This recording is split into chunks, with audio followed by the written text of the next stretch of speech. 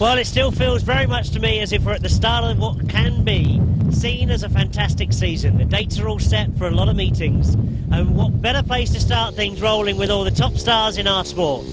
We're here at the ASTRA Club's meeting where they've got this fantastic circuit, this Swingfield circuit. It really does produce some fantastic racing, and I'm certainly looking forward to what will be, I feel, a top-class meeting today.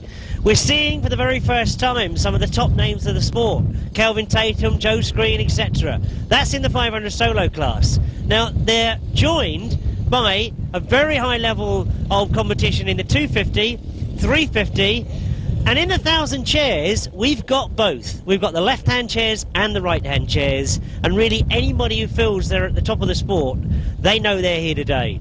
It does promise to be a fantastic meeting, and what better way to get this season started than we've got the weather, we've got the competitors here, so I'm sure we're going to be in for some fantastic racing.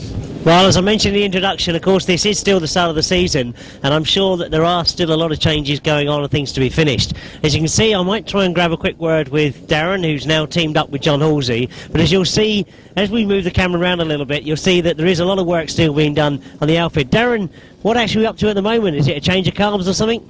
No, what happened was we went out there and come around the bend, and John just noticed that the cable tie, or the throttle cable had broken, and it's actually the actual bracket that holds the cables on is actually snapped. So we've luckily pinched a spare bracket off somebody, and now we're trying to fit it on and get out for another practice if we can. Right, and quickly, if I can go over to that fact of practice, I mean, you've been out there once, it looks an enormous track. It's very, very quick, I know, but promising for good racing, yeah? Oh yeah, without a doubt. I mean, it's still a bit green light, but just need a little bit more drive. But yeah, it's a huge track, so there should be some good racing today for sure. Well, I think there is a great prospect of good racing, and indeed, good start of the season. Last week, you had a win down at the Salisbury Sizzler. Pleased with that one? Oh yeah, I mean, over the moon. I said to John, like, you know, over the winter, I said, you know, I'm not expecting great things straight away. New team, like, he's got to get used to me now. So, you know, what a start, really. I mean, first heat we had a bit of a disaster off the gate, but then we went from, you know, kept going good all day, and then of course the final had a bit of a mishap, but got back on it and it was all right. So brilliant start to the season, really. Well, indeed it was, and obviously I wish you the very best of luck for today. Let's hope the problems get sorted out and you get back out for that second practice. Lovely, thanks a lot, Jim. Well, obviously when I start talking to anyone in the pits, really what I want to know at this time of the day is what that track is like. Mitch, have you been out for practice? Yeah, I've had a couple of goes on the 500, and yeah, it's nice and smooth.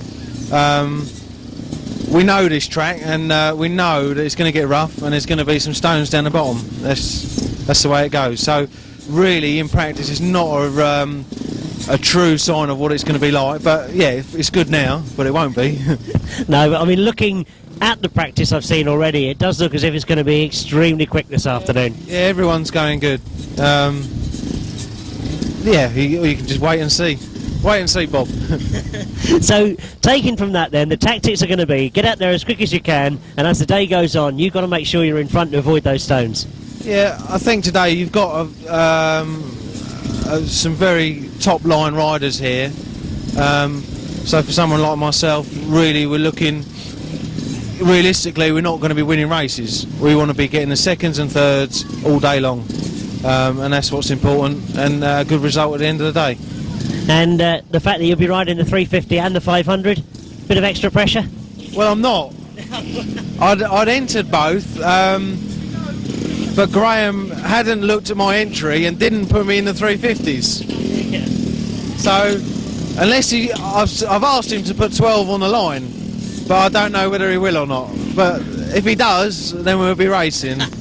But yeah, no, it's a big enough meeting just to concentrate on the 500s, and I kind of don't mind not riding it, to be fair. Well, very fair point. Obviously, from my point of view, I hope you do get in the 350s, but if not, the very best of luck in the 500s. Thank you. See you later. Well, I mentioned in the sidecar world that we had the Salisbury Sizzler last week where we saw John Halsey have a win, and this really has turned out to be a little bit of a surprise for me walking around the pits, because David Howe, I wasn't expecting to see you here today. No, it was very unexpected. I was meant to be in Sweden this weekend, but I got a guest booking at King's Inn last night for Peterborough, and it left me open to come here today, and John Gillard of SVR rang Graham up on Wednesday at Poole and got me in, so I'm really happy. The track's great, and I'm going to hopefully enjoy it. Well, indeed, I noticed you were out there for practice a little bit earlier on. I'm saying to a lot of the riders that this does look, one, a big track, but two, a very fast track. It is fast, and you especially feel it when you go down the back straight off the start, and there's two quite. It's very cambery, and you go down the first bump and over the second, everything goes light for a second, and then you into the next turn, it's very fast, and you can definitely feel the front wheel all light, and you tell by your breath and everything's a lot different to a normal British grass track, and it's the kind of thing we need over here, more like the German tracks. Well, indeed, and I know that talking to a lot of people who come and watch this circuit before, I mean, we say about these continental tracks, but really, when you've got such big corners, long straights, everybody's on full bore, it does produce some fantastic racing, doesn't it? Oh, for sure, especially when you've got a track as well prepared as this one. I mean, it's very smooth, and looks like there might be a bit of dirt on the outside later on, so I think the racing will be excellent. You see in Germany, I mean, the German fans love it. They don't enjoy it so much for no reason. If the racing's that good, why can't we get it over here? Absolutely. Well, I'll let you get on with your preparations. Great to see you here, and obviously with one win last week, let's try and make it 2 out of 2. That would be very nice.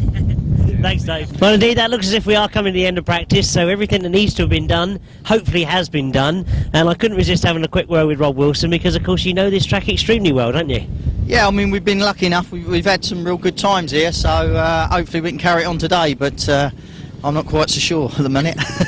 Well, indeed, I know we've said this so many times, but we look down the list of 1,000 chairs, and really, it's such a lottery now, isn't it? Oh yeah, the competition now, it's been there for a while, but there's so many of us now with all the same equipment, and the ability is, there ain't nothing amongst us really, so yeah, I mean, really, it's anybody's day, you know. Now, there was something that was mentioned to me by one of the solo riders earlier on, was about the fact that with the sort of undulations you've got in this circuit, they find that the front end goes light when they go down that back straight. Is there anywhere on the circuit that you get that sensation with the sidecars? Yeah, I think the same here over the other side of the track, coming off the lump, going into the turn, you've got to turn, you've got to be thinking about turning when you're in mid-air really to make the turn, like, you know, so, but it's a lovely track, you know, to have them, I can't say what you said, Jim, but to have them lumps and jumps like that, it's definitely a good thing. Yeah, indeed. I'm not going to attempt to say it again, but, you know, when we look at a spectacle like this, we know that Graham's got the entry together, he's got all the classes, it's going to be fantastic racing, isn't it? Exactly. You can't fault Graham. I mean, you know, we're fairly local, and I mean, he's advertised it, was on the TV last night. I mean, he deserves everything he gets, you know, he really tries very, very hard. And without touching too much wood, I mean, we've got the weather this afternoon, promises to be great. Yeah, hopefully we, you know, put on some good racing and the spectators come in and have an enjoyable day, really. That's all we can expect. That's it. So at the end of the day, hopefully I'll be talking to you up on the roster and picking up a few trophies. If not, have a great day's racing. Cheers, Jim. Pick out some of the riders that come round, pick out the different machinery as well. We've got number 80 there, who's riding a 250 machine. That's Ashley Denham. And coming past me, Gareth Hincklop is riding in the 350. Another local man, that's number 73. He's, of course, going in the 500s on new equipment at the moment, so expecting big things from Julian Phipps. Number 10, Dave Rumsey, will be a strong competitor in the 350s, I'm sure. Number 83, Nathan Irwin, another one going in the 350s. And the change at number 1 in the 500s. You've got in your programme, it's Kelvin Tatum, but I can tell you taking his place is a very, very quick man indeed. Pleased to see him here at the ASTRA Champion of Champions, and that's the very quick David Howe. More about those changes, as I say, once we get the riders back into the pits.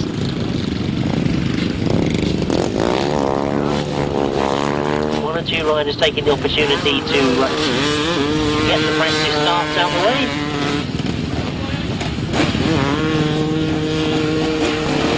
111, interested to see how he goes on a 350. That's Paul Cooper, a terrific talent that's growing up every week with the sport. 33, Richard Smith, a very, very quick 250 exponent. And number 62 going past me. Oh, is that Joe Screen? I've just been told going past me. That's one most certainly to keep your eye on. Terrific to see that Joe is competing in the World Long Track and Grasstrack Series. We've got number 17 there, so keep an eye on that one in the 500 solo. First of our sidecars is number 18, and that's Paul Bickley and Paul Silvera.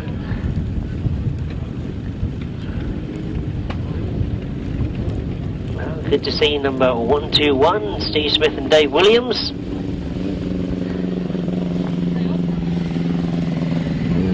And we've now I've got to try and pick out who on earth that is on the little monkey bike.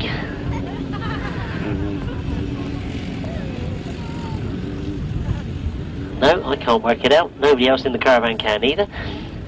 So we'll stick with what we can work out, and that's number 4, James Rogers, and Damien Jones on the Suzuki. No trouble spotting that one. That's number 4. Number 184 in the sunglasses, we've got John Hiscock and Simon Wall. 90, number 90, the youngest competitors out there in the sidecar class at the moment. Both 21, Michael Day and Scott Reeves. For 151, we're looking at left-hand chairs, Graham Hilton and Colin Clark. Very, very quick, Tony Penfold and Carly Bell. Number 9, we revert back to 1000cc sidecars. Number 183, Ian Lee Amos. And Lee Ray riding number 19, which is a little bit different to his usual number 9, but of course we've got Miles Simmons and Dave Hogan at number 9. And I think that was one of his supporters out there with him. That's Renee Dryland, who we understand is 65 today. And she was hoping to get out there for a couple of laps. Well, she's gone out on the parade lap anyway, so a very quick happy birthday to Renee Dryland, who's managed to get out there with Lee Ray. And there he is, going to take her around again. Still one or two of our top competitors I've not seen so far, so I'm sure they're the ones I can see making their way down the back straight. Shouldn't miss number 12, of course, Trevor Banks, who I'm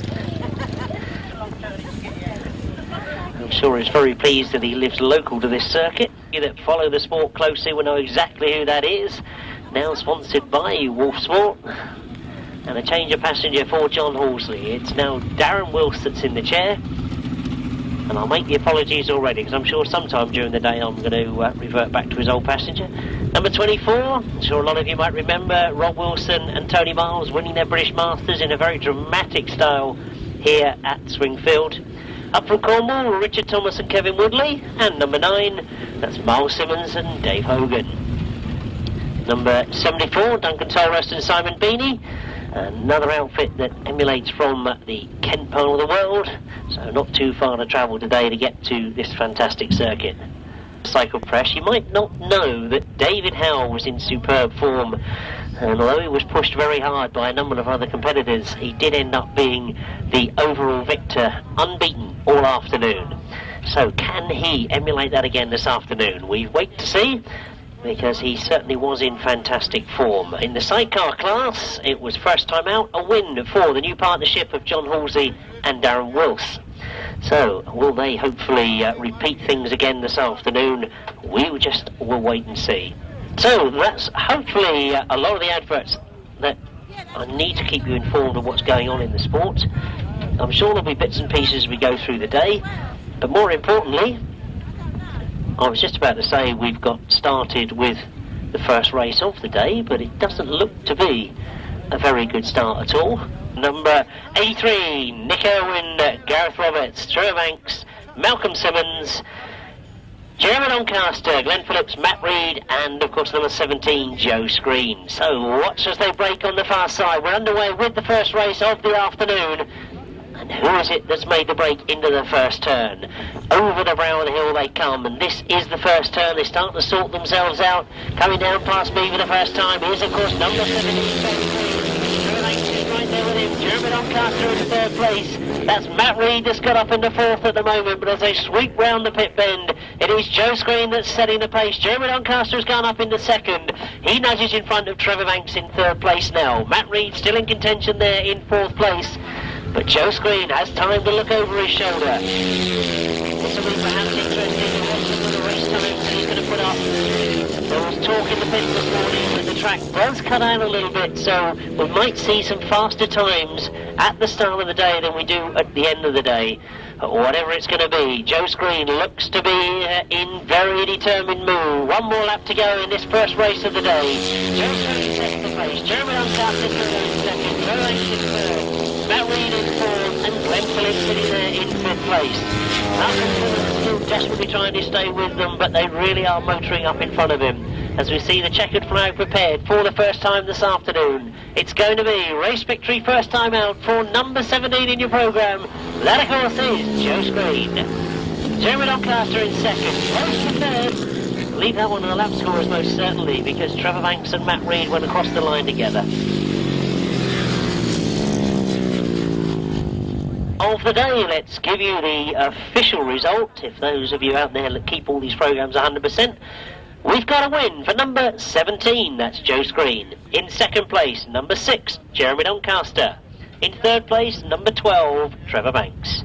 Fourth place, number 152, Matt Reid. Fifth place, number 42, Glen Phillips. Sixth place, number 30, Malcolm Simmons. And seventh place, number 83. Eighth place was number 7, and a winning time was 122.05, 61.33.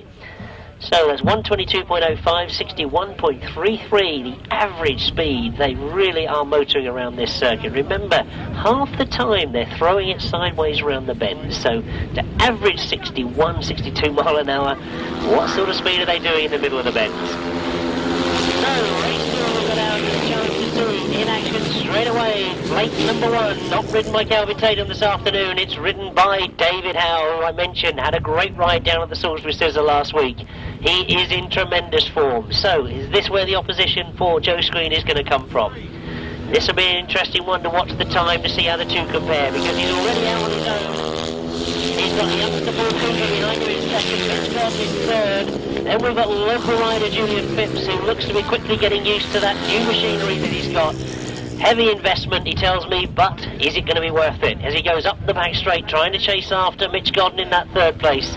Just in front of him, we've got Paul Cooper, but out in front going into the last lap is still David Howe, who's looking for a win first time out. Paul Cooper has no answer to him at the moment.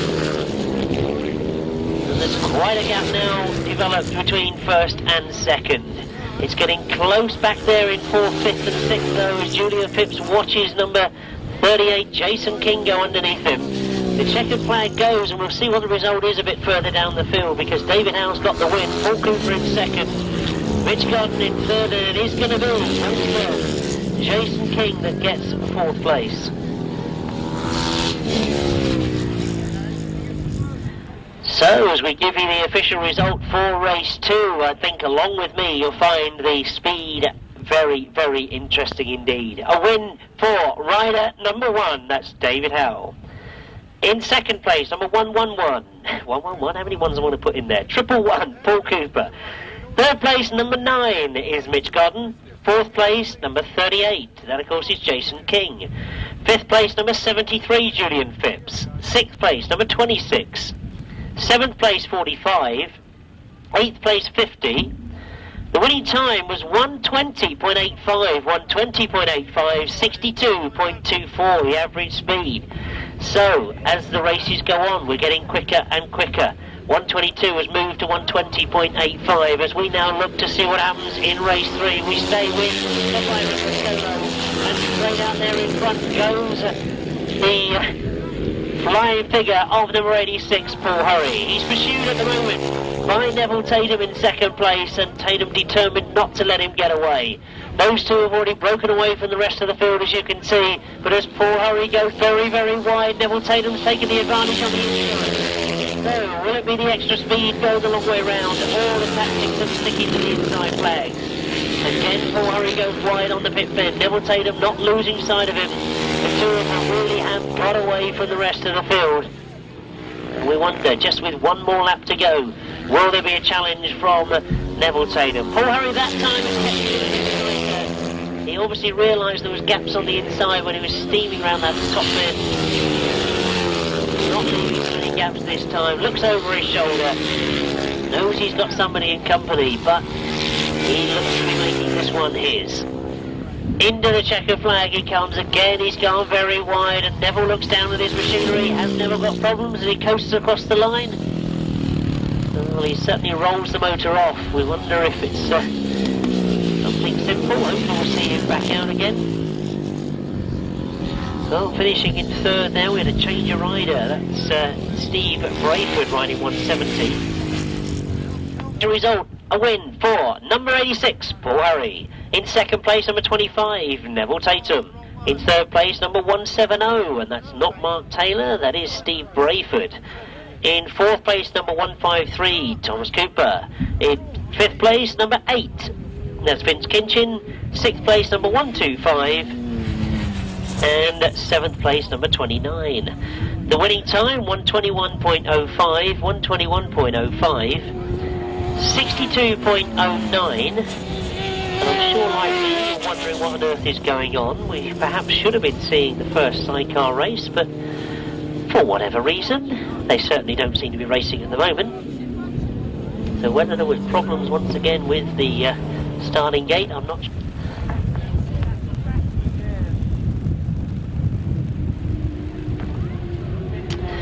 Well, if this is what you've come to see, this is the 1000cc Sidecars out for the first time.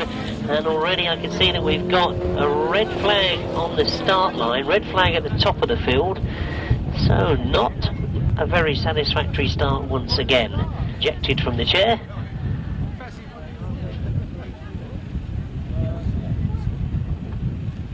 And as quickly as possible, hopefully they'll all be back in line.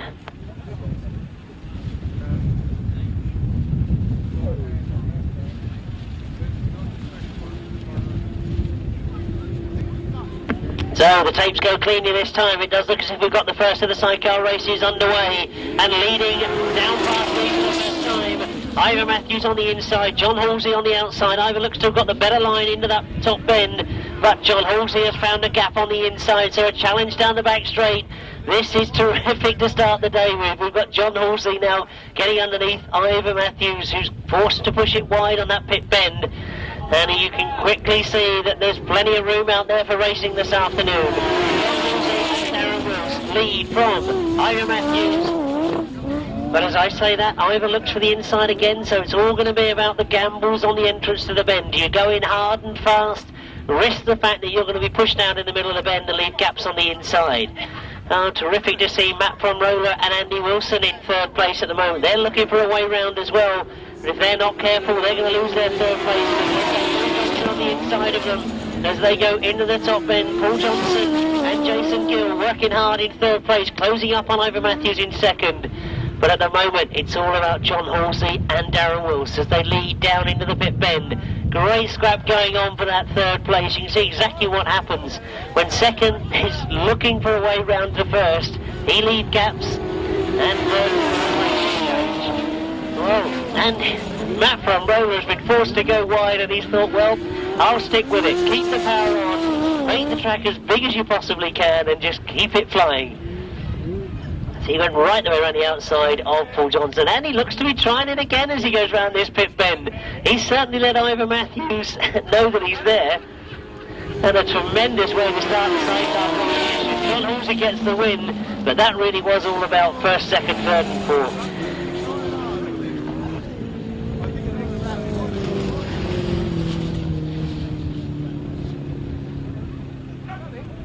1000cc sidecars, and the clerk of the course informing us that outfit number 5 will be docked to place for going outside the racing circuit. So we've got a win for number 13, John Halsey and Darren Wilce. In second place, number 15, Ivor Matthews and Tony Miles. In third place, now elevated up, is Paul Johnson and Jason Gill, number 7. It means in fourth place we've now got number 5, Matt from Roller and Andy Wilson. In fifth place is number 9, Miles Simmons and Dave Hogan. And in sixth place, the newcomers Michael Day and Scott Reeves on outfit number 90. 145.72 was the winning time, 145.72, an average speed of 53.93. So 145.72, 53.93. Well, they've certainly set the pace this afternoon with that first race. It was very, very competitive indeed as we get underway quickly with race 5. And 3 outfits stream into that first bend together. 2 others been left on the line. Problems by the sound of it for Mick Torrell at the back of the field, but a good scrap going on at the front because we've got Rob Wilson and Tony Miles just edging themselves into the lead. Right with them though as they went into that pit bend for the first time, we've got 184 John Hiscock and 4 Ian Lee Amos and Paul Phillips still there in third place. Well, that really doesn't sound too healthy for number 62, Mick Torrell and Tony Baisby. I know they were working on machinery in the pits this morning. Did get a late practice. Looked as if they'd sorted things out, but it doesn't sound as if it's 100%. I say that, you can see that they've slowed on the far side of the circuit, so very, very disappointing for Mick Torrell and Paul Baisby. Not so though for outfit number 24, Rob Wilson and Tony Miles, as they've set a very, very quick pace and asked everybody to stay with them as they go into the last lap. They lead what is now with a comfortable margin. John Hiscock and Simon still there in second. And perhaps a little bit of a challenge for third place on this last lap.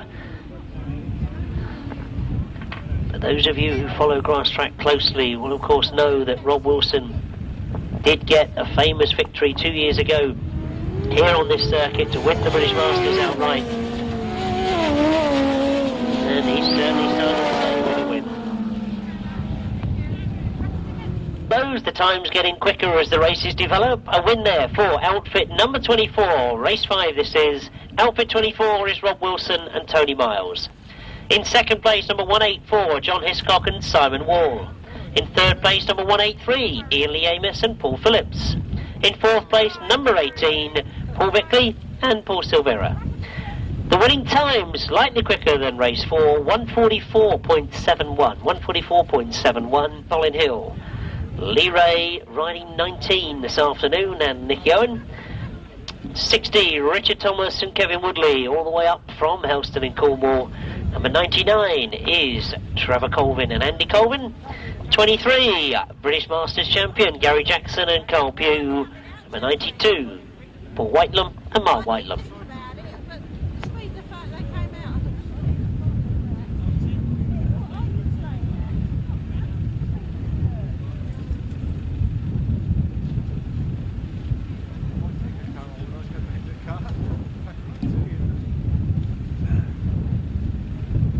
I think we're being indicated that one outfit won't be going, or is he asking for 2 minutes? Obviously a problem with the machinery, and it's not good to see the riders running across to the pits to try and get bits and pieces to sort the problem out. Well, it looks as if whatever trouble it was for Richard Thomas and Kevin Woodley, they've quickly been able to get it sorted, so the clerk of the course does bring everybody back into line. The tapes go, and we're underway with the third of the sidecar this afternoon. Tremendous start for Lee Ray as he goes into that first turn. That's Neville Penfold has gone the long way round on the outside of him. But it is Lee Ray that leads at the moment as they go down the back straight. Neville Penfold and Colin Hill still there in contention, trying to go around the outside, looking for the advantage as they jump into the pit bend.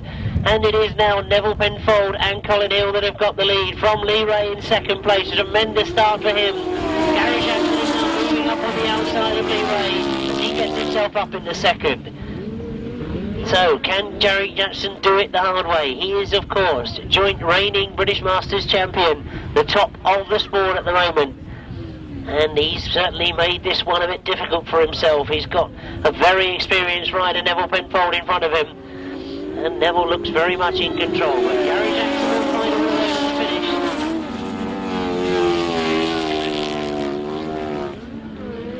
finish. And watch to see where he makes his attack, because Gary Jackson looks to be lining Neville Penfold up as they move into this pit bend for the third time. Well, has he chosen the outside? Is he now going to cut back underneath?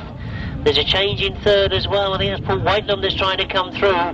Neville Penfold knows Gary Jackson is there. He's trying to keep the gap shut. But he's had to let Gary Jackson go, has he? No, he's going in front of him. He goes into that top end. It's forced him to go wide. That means there is a gap on the inside. I expect Gary to go through, and indeed he has. But will Gary go too fast into this pit bend, push it wide? Neville now has got perhaps the advantage as he dives underneath. Is there a gap there? Gary Jackson says no. He's going to make it the checkered flag. He gets the win. Richard Thomas, in fact, has moved his way up through the field and got up into that third spot.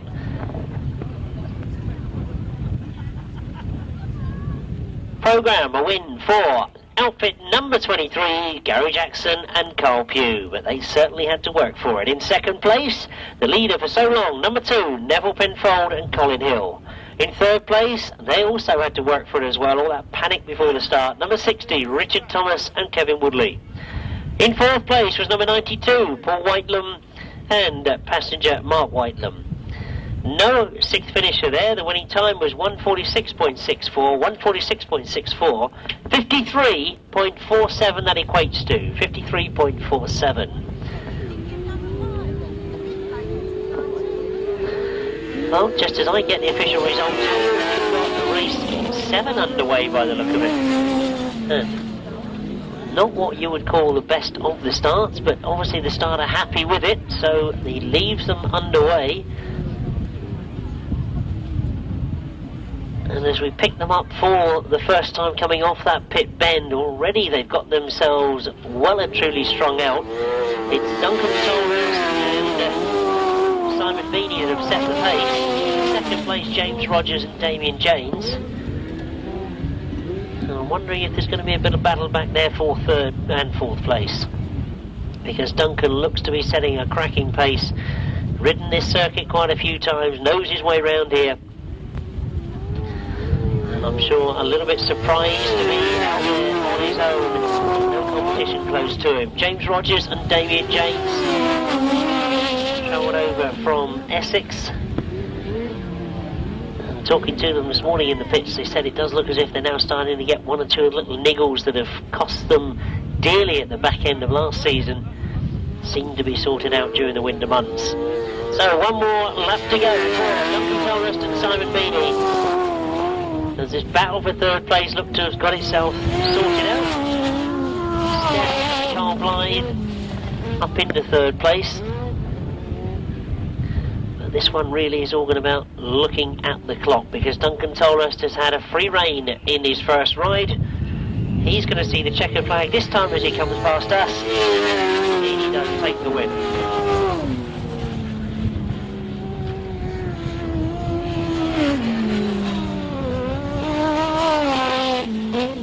Pit crew of Duncan Tolrest are going to be pleased with the time for his first winning ride. It means that officially we can put number 74 in the first place for race 7. In second place is number 4, James Rogers and Damien James. In third place, number 30, Steph and Carl Blythe. And in fourth place, number 121, Steve Smith and Dave Williams. Now, the winning time was 1:43.43, 1:43.43, and his speed of 55.13. So as I've mentioned, the fastest of the sidecars, and no Duncan and Simon were out there more or less on their own, and they had freedom of choice, but not necessarily meaning that they can always get the fastest time. They might be looking for different ways around the bends, what's quicker, what's slower, but a very impressive time in race 7 for outfit number 74. We now turn our attention to 250s for the very first time this afternoon. Remember, there are 1 or 2 changes in this class. No Adam Shipp, number 16, no Keith Strudwick, 124, and no 49 John Pilcher. But plenty of riders coming in to take their place, and I'm sure they all were queuing up during the week, waiting for the phone call.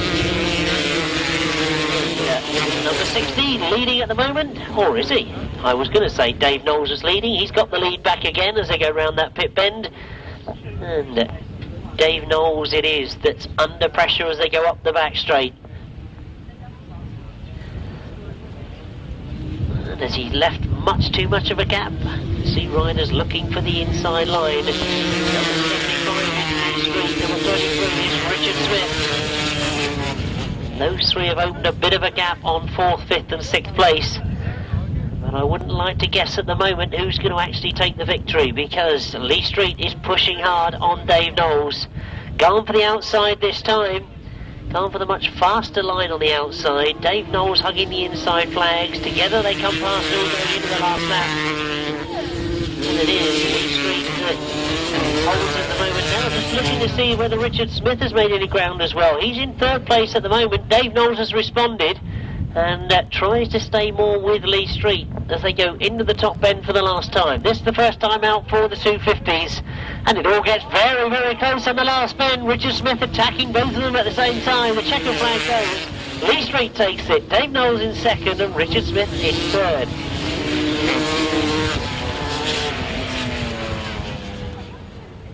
Race 8 in your programme, their first ride and a win for number 75 Lee Street. In second place, number 60, that's Dave Knowles. In third place, number 33, Richard Smith. Fourth place, number 62, that's Steve Surratt. And fifth place, number 31, Paul Simmons. Sixth place, 201, Lee Pittman. Seventh place, number 82, Chris Steele. Eighth place, number 80, Ashley Denham. And ninth place, if you can squeeze it in the gap in the side there, ninth place was number 59. That's Chris Pay. 132.95 was the winning time. 132.95, 54.14. 54.14. So we move to race 9 and we move to the 350s for the very first time this afternoon. Not so many changes in the 350s, just one addition. Number 9, Mitch Godden. Now he's already been out there this afternoon on his 500, had a good third behind Paul Cooper and David Howe.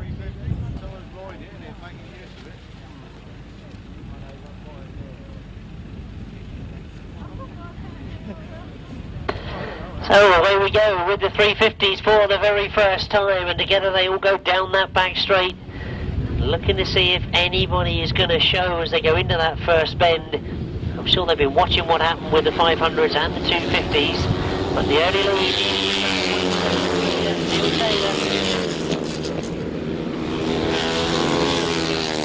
Isn't that quite a commanding lead that Neil Taylor's got? He goes wide on that bottom bend, but it doesn't seem to have made a difference. Neil Taylor on a very quick 350 by the look of it, looking to stamp his authority on this, the first ride for the 350 class. Second, and then number 33. Can't say he's been out on a 500, but Richard Smith was out on a 250, literally the race just before. And we can see that we've got a red flag on the top bend. We've got a fallen rider in what looks to be a very, very precarious position. And the marshals on the far side deciding that in the interest of safety of the rider, and indeed the other riders, because he had a machinery as well stuck there, they call the race to a halt, allow the first aid officials to get to that rider.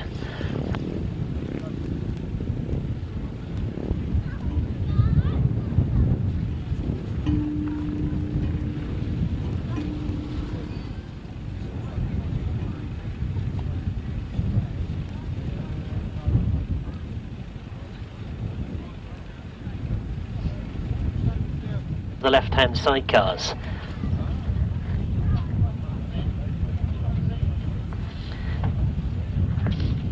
Now I know we were advised of a few passenger changes.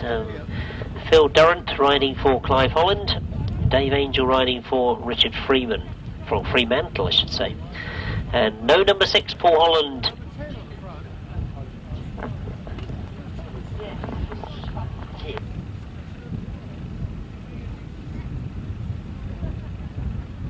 In fact, it does look as if one of them had clutch problems by the look of it. He's been allowed to go around the back of the start and then try and catch the rest of the field up once they get going. So we are indeed underway with the first of the left-hand sidecars this afternoon.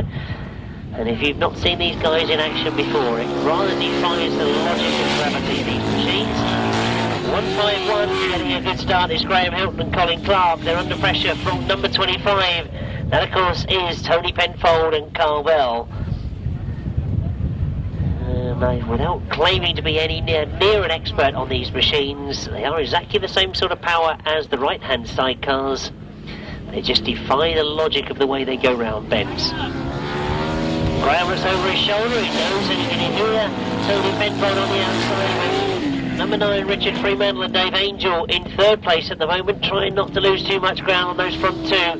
As now you can see that number 25, Tony Penfold and Carl Bell take over the lead. It always intrigues me that if they get the power on too much. You can see that they've got to keep that back wheel spinning, but also they want it driving. Very, very difficult racing technique. One more lap to go for Billy Penfold, who's right at the back of the field, I can see, and Tony Penfold right at the front of the field. The checkered flag being prepared. This is going to be the first race of the day for 1000cc left-handers, and it's going to be a win for outfit number 25, Tony Penfold and Carl Bell. Early leader Graham Hilton gets second place, close for third, but number 9 just hangs on. Richard Fremantle and Dave Angel. The left-hand sidecars out for the very first time, and it was a win for outfit number 25, Tony Penfold and Carl Bell. In second place, number 151, Graham Hilton and Colin Clark. In third place, number 9, Richard Fremantle and Dave Angel. In fourth place, number 23, Billy Penfold and Will Offen. And fifth place, number 27, Clive Holland and Phil Durant. 140.16 was the winning time, 140.16, 50.24, the average speed. 140.16, 50.24. Now, as we quickly check on the line, it looks to me, I can see Vince Kinchin. Is he going this one? Well, whatever it is, they're underway quickly already. Now, I'm not sure. No, I can see Mitch Godden out there as well. So I think this is the 350, race 9. And indeed, the leader went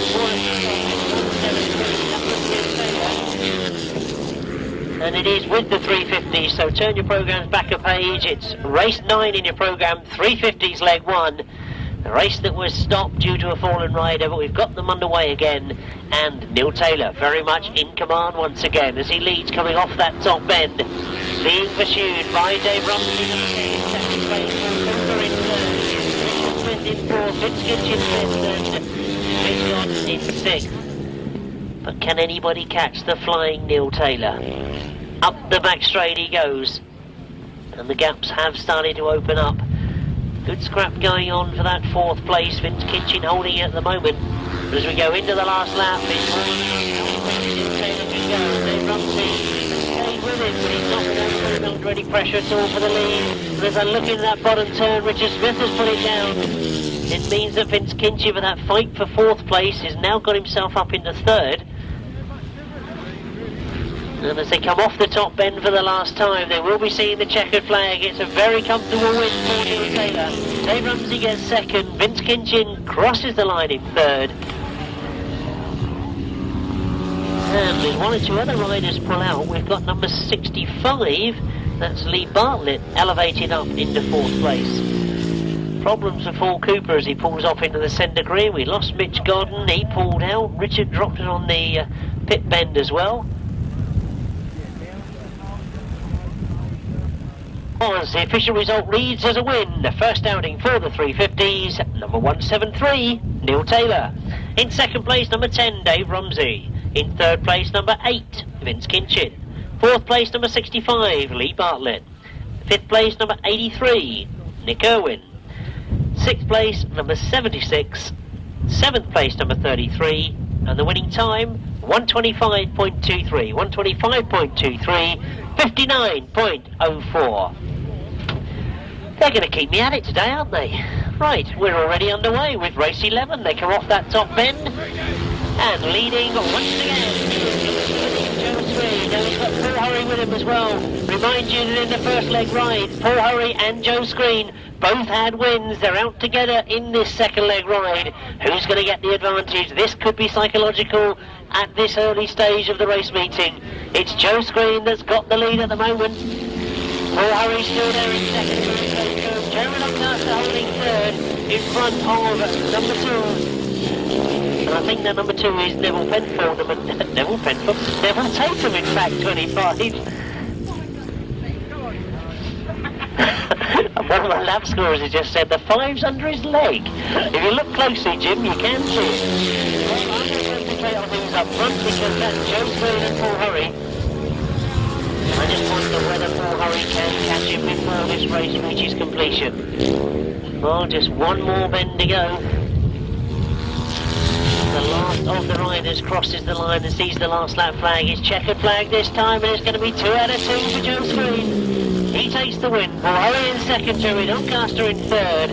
Oh yeah, there's the 5. Right, I can see Neville Tatum has got 25 on his line.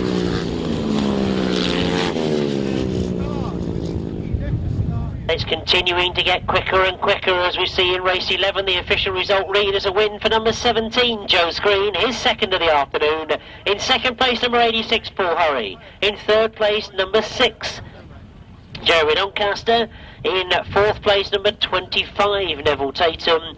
Fifth place, number 26, Mark Giles. Sixth place, number 170, Steve Braidford. Seventh place, number 73. Eighth place, number 50, the winning time 117.82, 117.82, 64.67 they averaged, 64.67, 117.82. Well, we've seen 2 of the first leg winners, and if we look to race 12, we see the third. David Howe comes in as number 1. And he must have sat there in the pits and watched those two scrapping it out and putting up a very quick time. So what can he offer?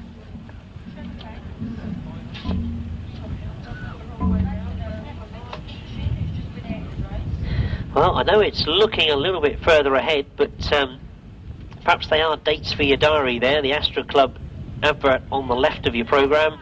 The International Grand Slam. It's not at this venue at present. That's September the 15th. Long way ahead, I know, but certainly a date for your diary. It promises to be a fantastic entry, and the idea is that they're hoping to run at Rhodes Minnis. Those of you that know the history know that was a fantastic circuit. Hasn't been ridden on for many, many years. They are hoping to get back there on September the 15th. And what we shouldn't do is forget the Southeastern Centre Championship, Sunday, October the 20th.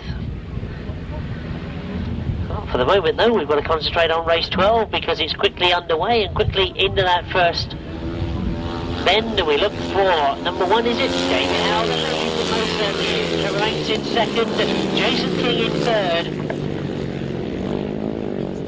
And this is a good ride for Jason King in third place. He had a 5th first time out. He's chasing after Trevor Banks in second. And you must be wondering how the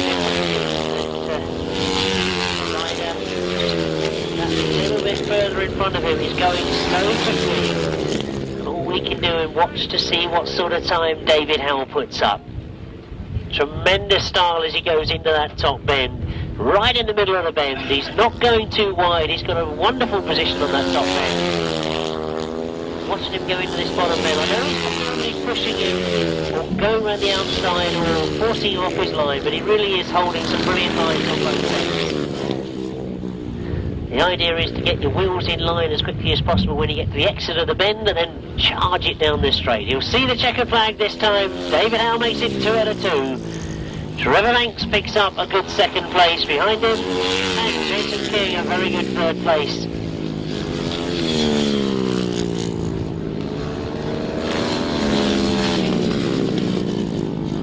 Race 12, a very convincing win once again for rider number 1, David Howe. In second place, number 12, Trevor Banks. In third place, number 38. That, of course, is Jason King. Fourth place, number 153, Tom Cooper. In fifth place, number 8, Vince Kinchin. In sixth place, number 7, Gareth Hickmott. The winning time, 116.55. Yes, 116.55. 64.74 he was averaging.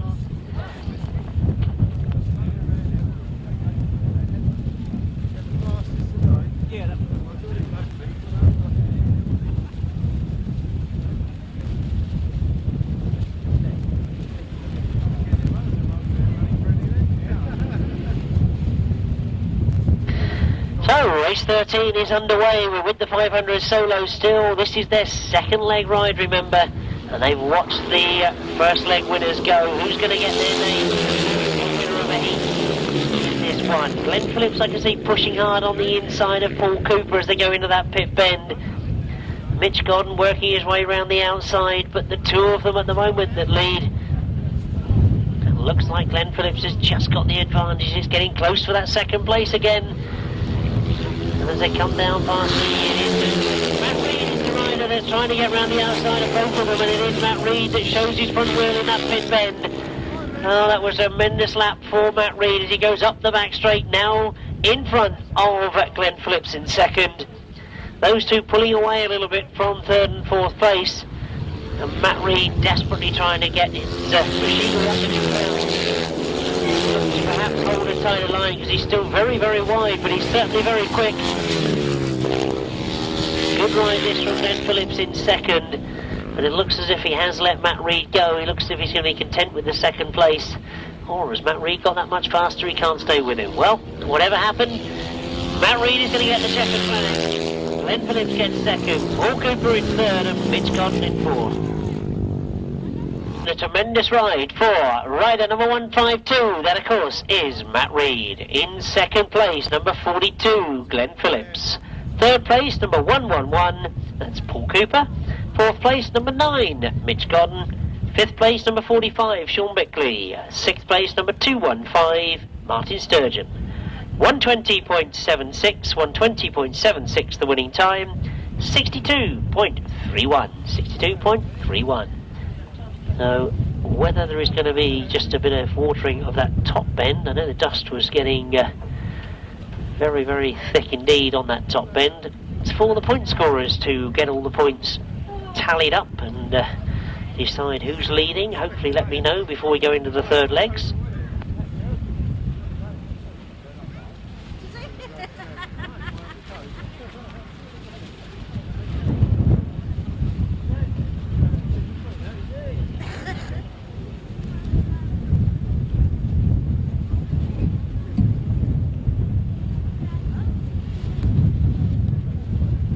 So turn our attention back to the sidecar class. This the right-hand sidecars. Remind you that there was wins for Rob Wilson, John Halsey, Gary Jackson and Duncan Tolhurst. Any one of those going in this one indeed? There's two of them going in this one and they're right at the front as they go into that first turn.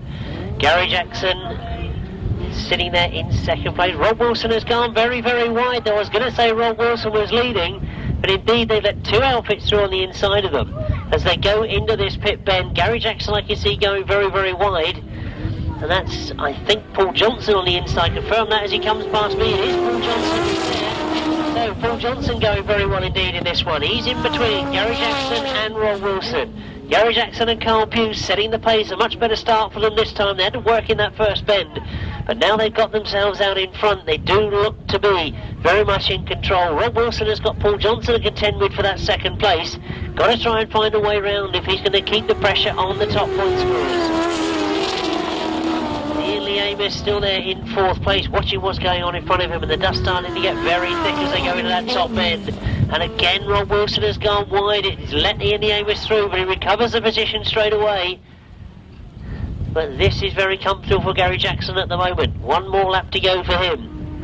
All eyes, I'm sure, on what Rob Wilson can do back in that first place. Well, he hasn't looked happy with this top bend at all this afternoon. He's lost a lot of places up there. And again, he's gone wide. It does make him quick down the back straight, though. And this is a very good ride from Gary Jackson and Carl Pugh. They go into the last bend looking very comfortable indeed. And it means they're going to make it 2 out of 2.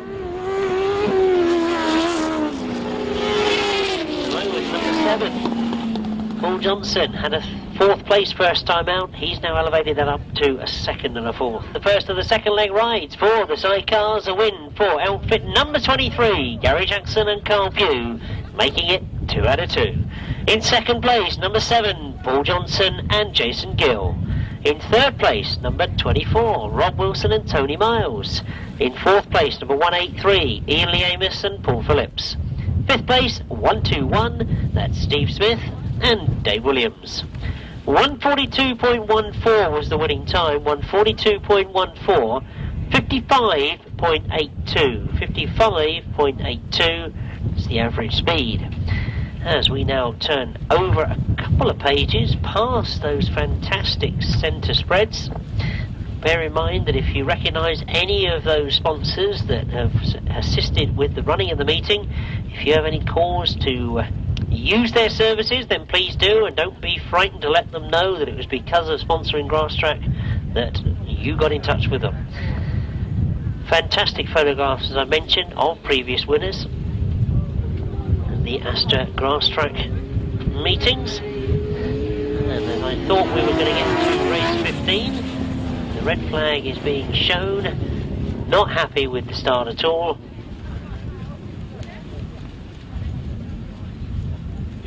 Well, I can see the start officials moving away from that start line, so hopefully they've all got them back in line and ready to go. Richard Thomas still with a hand in the air, so he's not quite happy. As the tapes go, they get underway. Looking to see who's made the break as they come past me. It's Duncan Thomas who's got the lead. John Halsey goes with him though. So we've got both of our first leg winners out together in this one, as we saw the other two in the previous heat. So, who can make the best of it? Remember that Duncan Tolhurst and Simon Beanie, whilst they had it all their own way, they weren't competing with anybody really. They did put up a very, very quick time in their first ride. So they've obviously got machinery suited to this dimension of the track. Now, at the moment, John Halsey can do very little about it as he sits there in second spot, watching where Duncan's going. Richard Thomas and Kevin Woodley up in that third spot at the moment.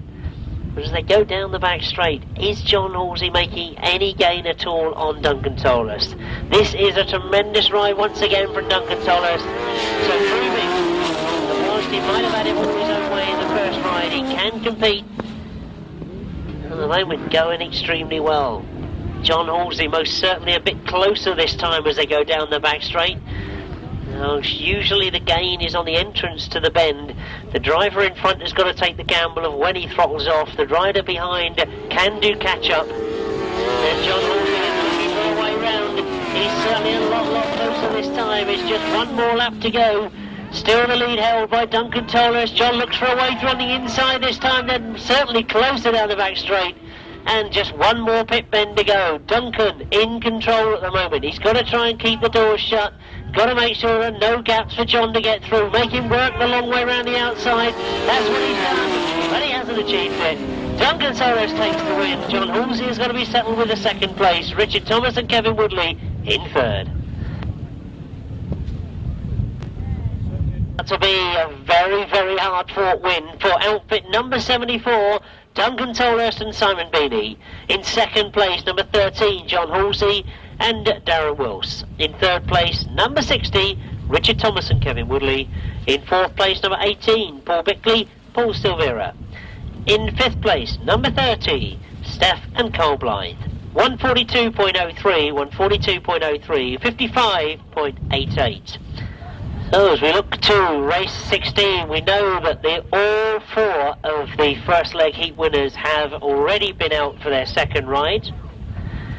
Now, we look at race 16 and all we can see is that John Hiscock, Ivor Matthews and James Rogers all had second places. So they must know that one of them is going to get a win. Or is somebody else going to put a spanner in the works? Paul Whitelam, Miles Simmons or Trevor Colvin? So away we go, and this one most certainly could be an interesting one because it's still very early days yet. And Ivor Matthews, who had a second I mentioned first time out, he's quickly got himself into the lead. Now he'll know obviously that two of the Heat 1 leg winners have dropped points in this second ride already. They've had to settle for second places, so he knows there's a good opportunity. Good ride from Miles Simmons and Dave Hogan in second place. They look to have got that second place established. John Hiscock fighting for that third place at the moment. He does look to hang on to it as they go into that pit turn for the second time. But the lead all about Ivor Matthews and Tony Miles. Miles Simmons and Dave Hogan just really trying to stay close. As we look to the far side, Ivor very much in control. It's It's good to see that Miles Simmons is going so well on this big open circuit. A lot of you may remember that he was a passenger for many, many years. Very experienced indeed as a passenger. He's turned his hand now to driving and really does look to be a very serious contender for a few titles this year. So Ivor Matthews and Tony Miles doing exactly what they needed to do in their second ride. They come round off that pit bend, they'll see the checkered flag this time as they come towards me, and it's going to be a win, the first of the afternoon for Elton number 15. Ivor Matthews and Tony Miles.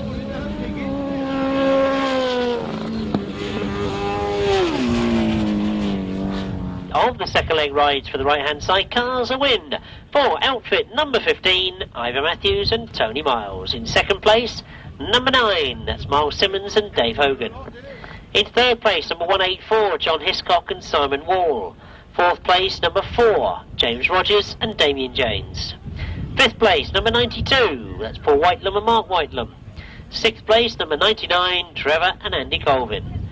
143.17, 55.27, the average speed. So hopefully you've got all those numbers in. If you do keep your programs 100%, we've just got one more heat to go for the second leg rides for the sidecars. And I should have put out a little notice earlier on. If Sid Piggott, if you're here anywhere, then I know that Mick O'Donnell is looking for you. If you want to make your way here, I think he stayed around near us somewhere. So if Sid, if you're here somewhere, could you make your way down to the finishing line? Race 17, and we're underway. Neville Penfold making a very good start. Lee Ray, as we saw in the first ride, making a very good start as well. He stayed there in second place as they go into the first turn. Now, interestingly, I was expecting a much quicker start from Matt from Roller, so keep your eye on him. He's in fourth place at the moment. And, of course, we're down to 4 because there's no Dave Steer in the meeting today.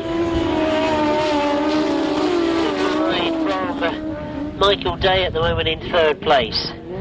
Now, Matt from Roller, you may remember, had a fourth place in his first ride, but he was in amongst some very, very quick outfits, and I wonder if he can make the better of it this time. Looking to go around the outside, Michael Day making his work very, very hard for him. This is a terrific ride from these two outfits. Well, that wasn't easy for Matt from Roller to get through, and you can see he's gone very, very wide on that top bend. And we do look to have lost an outfit on that top bend.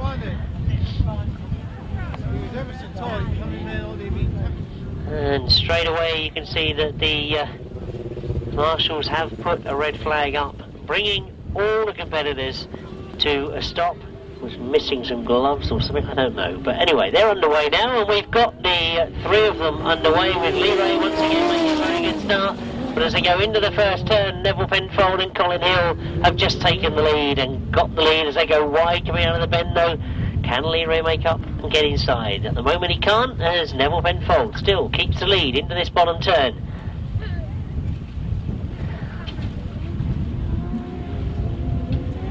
And indeed holds the lead round that bottom turn as Lee Ray can not get close enough to him at the moment to make any serious threat. And Matt from Roller and Andy Wilson can only watch what's going on in front of them. They sit there in third place, or can they get second? They look to be closing on Lee Ray in second, as Neville Penfold starts to pull away a little bit as he comes down past me for the second time. Andy Wilson looking to go wide into that top bend. Will they be able to cut back underneath? They look to be very, very quick, but they are very wide, Matt from Roller and Andy Wilson. But again, they go wide, and again, as I mentioned, very quick indeed. So Lee Ray now knows they're there. They know what they've got to do. They've got to make sure that they keep the gaps closed. And Matt from Roller has found a way through. That was a terrific bottom bend from Matt from Roller. But again, he's gone too quickly into the top bend, and Lee Ray comes underneath him. So a tremendous scrap for this second place. Neville Penfold and Colin Hill have got away from them, so they're not aware of what's going on for that second place. And have I noticed that Lee Ray has slowed up now? Has he hit problems? Checkered flag goes, and Neville Penfold gets the win, and indeed Lee Ray has coasted to the line. So very disappointing. First place going to number 2, Neville Penfold and Colin Hill. Second place going to number 5, Matt Fromroller and Andy Wilson. In third place, number 19, Lee Ray and Nick Owen. 144.07 was the winning time, 144.07, 54.74 the average speed.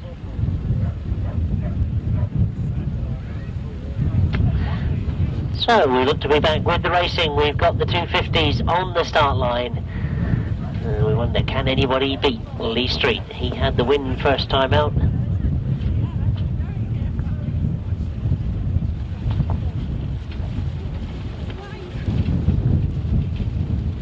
And of course this 250s and 350s are point scoring all the way through the programme. There is no final at the end of the day. Of course, it's all the same competitors going out in each of the heats. And it is Lee Street at the moment that's looking to make it 2 out of 2. Dave Knowles, the rider that was second to him in the first ride, he's there in second place once again. And this is a big track for the 250s, but as they go down the back straight, they're certainly looking to be going quick enough, as indeed Lee Street wants to make it a clean sweep by the look of it. Dave Knowles has a quick look over his shoulder. Richard Smith managed to get third last time. Well, that looked to be an error from 2 of the riders there, because Lee Street certainly stood up in the middle of the bend. Dave Knowles stood up in the middle of the bend. And just as I was talking about Richard Smith, he's gone all the way through to the front. So, can he maintain it? As he comes down past us, he certainly can. Lee Street is chasing after him. Dave Knowles still there in third place. Steve Surratt up into fourth place at the moment. And all eyes, I'm sure, on the front of the field. This will make it interesting if we can get somebody win the second heat and not allow somebody to run away on a maximum. It's going to be checkered flag this time, so it does look as if Richard Smith has done enough as he comes down off that top turn. Checkered flag is waiting for him, looks over his shoulder, he knows he's done it. Lee Street knows he's made an error, he's in second place, Dave Knowles in third. At least that keeps the 250 competition wide open.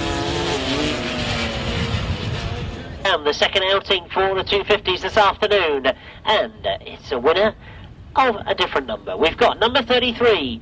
That, of course, is Richard Smith going into first place, his first of the afternoon, and in second place, number 75, Lee Street.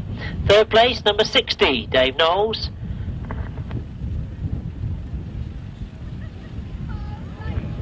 Fourth place is number 62, and that's Steve Surratt.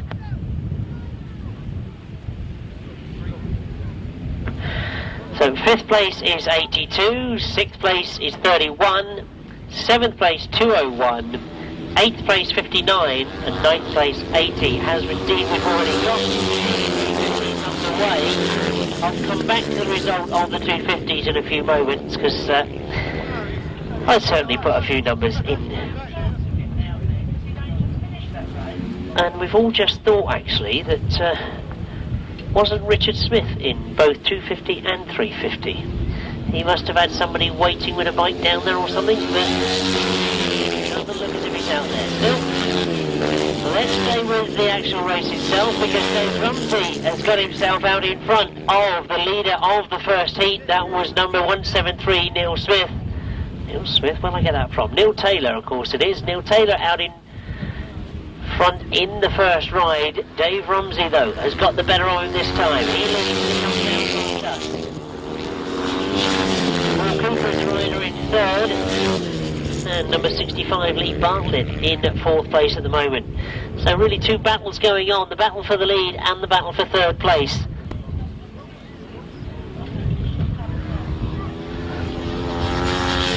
And as they go into the checkered flag,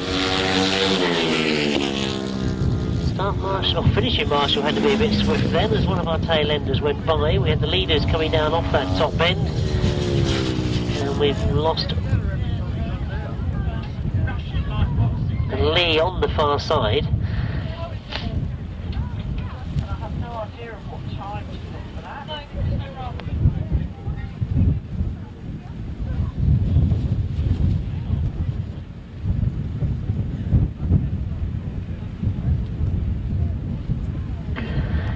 Right, well, I think I've now got a chance to give you the results properly. The official result of race 18 was 33, 75 in second, 60 in third, 62 fourth, 82 fifth, 31 sixth, 201 seventh, 59 eighth, and 80 ninth. 133.10 was the winning time, 133.10, and an average speed of 54.05. 54.5. Win for number 10, Dave Rumsey. In second place, number 173, Neil Taylor. Third place, 111, Paul Cooper. Fourth place, number 83, Nicky Irwin. And fifth place, number 76, Adrian Phipps. Now, I do apologise, there is no time for that one. You might have gathered that they were into the first bend before we'd even realised that they were got going. Now means that Neil Taylor and Dave Rumsey have both scored 10 and 8, both on 18 points. So we now go over the page, and sitting there in the pit box waiting to go, I'm sure, are the left-hand sidecars. So I can only assume that because there is 4 heats, they all drop one ride, and this is the one that Tony Penfold misses. Well, hopefully that's how it works anyway. If not, he's been missed out of the programme and he's sitting in the pits watching the rest of them race. So at the moment we've only got 4 outfits, but they all together come off that top bend, and we've got the lead with number 18, Robbie. And passengering Rob this afternoon is Neil Marshall, and of course we didn't see Rob in that first one, so that must be how the system's working, that they all miss one of the legs. And the top point scorers of course go into that final. So Rob Heath still leading at the moment from number 9 Richard Freeman and Dave Angel. They had a third place first time out, and perhaps pushing for that first as well as they go up the back straight. Rob Heath accelerates again and gets away from them, and just as I say they were pushing for that first place, they look to be leaving themselves vulnerable for the second as well. So they come round off the top bend, being pushed all the way again. They're going for that outside line to try and get round the outside of Rob Heath. So override this from Richard Fremantle on outfit number 9, sitting there in second place, because I think that sitting there in third we've got Billy Penfold, who's realised that the gaps are being left where he's being forced to go wide. There is a gap on the inside, and he knows if he can just get on song with them, he should be able to get himself through. So again the attack comes around that top bend, all the way around the outside goes Richard Fremantle and Dave Angel, but it's not enough, and you can see exactly the problem, that it is 23 Billy Penfold and Will Offham. And as they go over the line, that's going to be how it finishes. 18 Rob Heath and passenger Neil Marshall. In second place, number 9 Richard Fremantle and Dave Angel. In third place, number 23 Billy Penfold and Will Offham. In fourth place, number 27 Clive Holland and Phil Durant. Winning time was 1:46.93, 1:46.93, a speed of 47.06, 47.06. So we now turn our attention to the 500 solos once again, as they're already on that start line, sitting top of the point scoring at the moment from the first 2 legs. We've got number 1 David Howe and number 17 Joe Screen. So do we see any of those? Yes we do. We see both of them in this one. So this is the first showdown between the top 2 as it is panning out at the moment, and David Howe looks down the middle of Joe Screen at the moment. So as they go into the pit bend, what can Joe Screen do about it? David Howe goes round that pit bend in terrific form and up the back straight. Now remember, he was riding some fantastic lines on this top bend. I don't think Joe's going to find a way through on the top bend. It's going to be the pit bend that'll have to attack him. Second time. Matt Reed is there in third place at the moment. Julian Phipps having a good ride in fourth, but it's all about the lead at the moment. Who can keep the maximum? They've both had 2 wins so far. Going for the third at the moment is David Howe. Joe Screen trying to change things, gets closer to him as he comes down past us. Past that flag has gone, and Joe Screen, hot in pursuit, knows he's now got 1 more lap to do it. Tries again to do it on that pit bend, but again a terrific bottom bend from David Howe. He really is a rider you've got to keep your eye on this season. He's absolutely flying. Tremendous win last weekend, and this really is a great heat win in front of Joe Screen. David Howe takes the win. Joe Screen in second, Matt Reed in third. And then we wait for the fourth place rider, Julian Phipps, all the time getting used to this new machinery.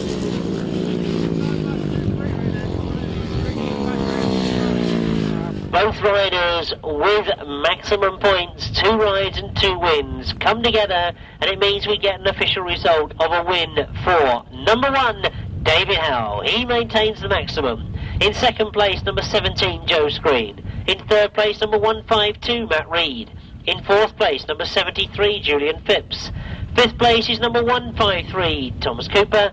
And in sixth place, number 170. Seventh place, number 215. The winning time was 119.02. 119.02, 63.69. 63.69, the average speed. So we now watch to see who goes in race 22. And indeed, top of the points. Well, it could be a good one for Jeremy Doncaster to get some good points as they come round that top bend. It is Doncaster that leads. Glen Phillips in third place at the moment. And indeed,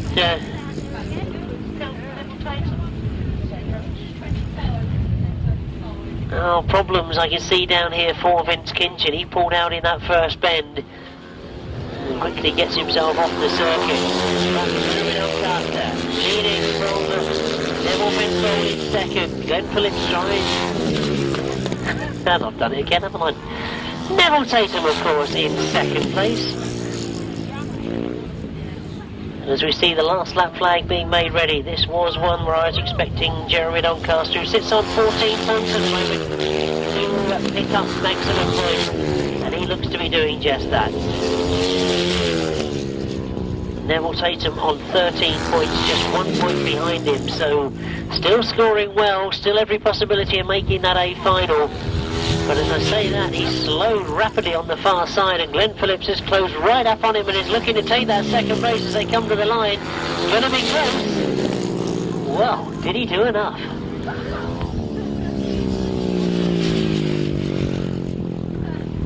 It was very, very close on the line, I know, and indeed the official result reads as a win for rider number 6, Jeremy Doncaster. But the interesting one was you never give up. He caught him just on the line. Second place there for number 42, Glen Phillips. Third place, number 25, Neville Penfold. He done it again, or Neville Tatum. In fourth place, number 30, Malcolm Simmons. Fifth place, number 45, Sean Bickley. And sixth place, number 50, the winning time, 121.30, 121.30, 61.9 was the average speed. So you should have 6, 42, 25, 30, 45 and 50, 121.3, 61.9. So we've seen most of the top point scorers. The one we hadn't seen is, of course, Pawari. Now he knows that Joe Screen has been pipped by David Howe.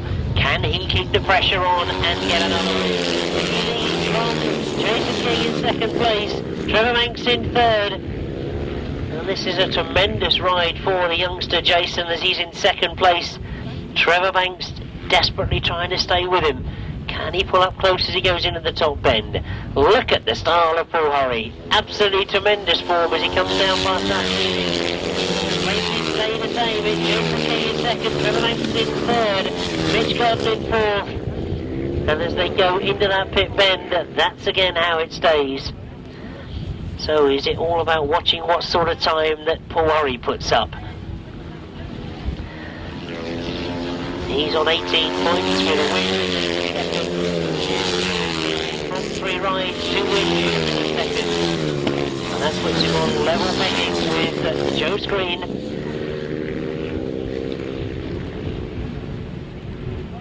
Well, as a checker flag is made ready, that's certainly how it's going to finish. It'll be interesting to watch what sort of time Paul has put up. He's been out there on his own.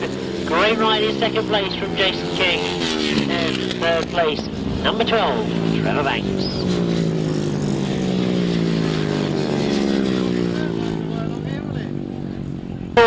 ride at number 86. I'm sure you've all got that one in that first place already. That, of course, was Paul Hurry. In second place to him was number 38, Jason King.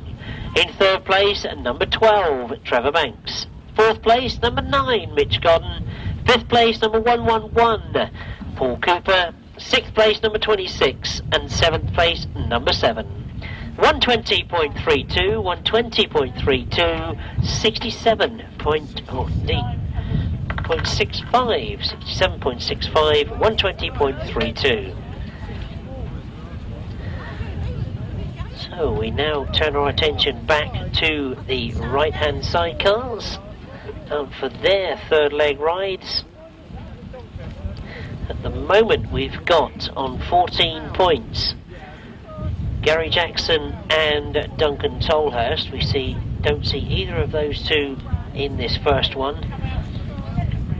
On 12 points, just 2 adrift, we've got John Halsey, Ivor Matthews, and outfit number 2, Neville Penfold and Colin Hill. On 11 points is outfit number 24, Rob Wilson. We will be seeing Duncan Tolhurst, Rob Wilson and John Halsey, those 3, go in this one along with Steve Smith and Lee Ray.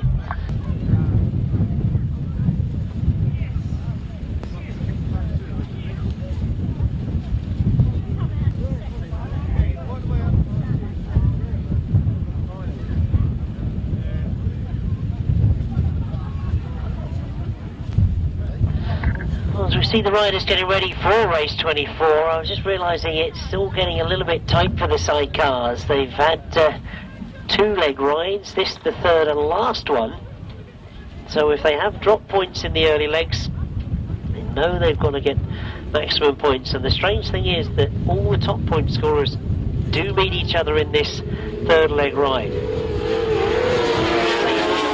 John Halsey has made the best of the starts. Well, it looks like Duncan Tolhurst is trying to go around the outside. Rob Wilson is up into second place, and Duncan Tolhurst challenging again as they go down the back straight. Rob Wilson in there in second place. He'll be looking to try and get the lead from John Halsey as they come off that bottom turn. But John Halsey responds and he stays in front.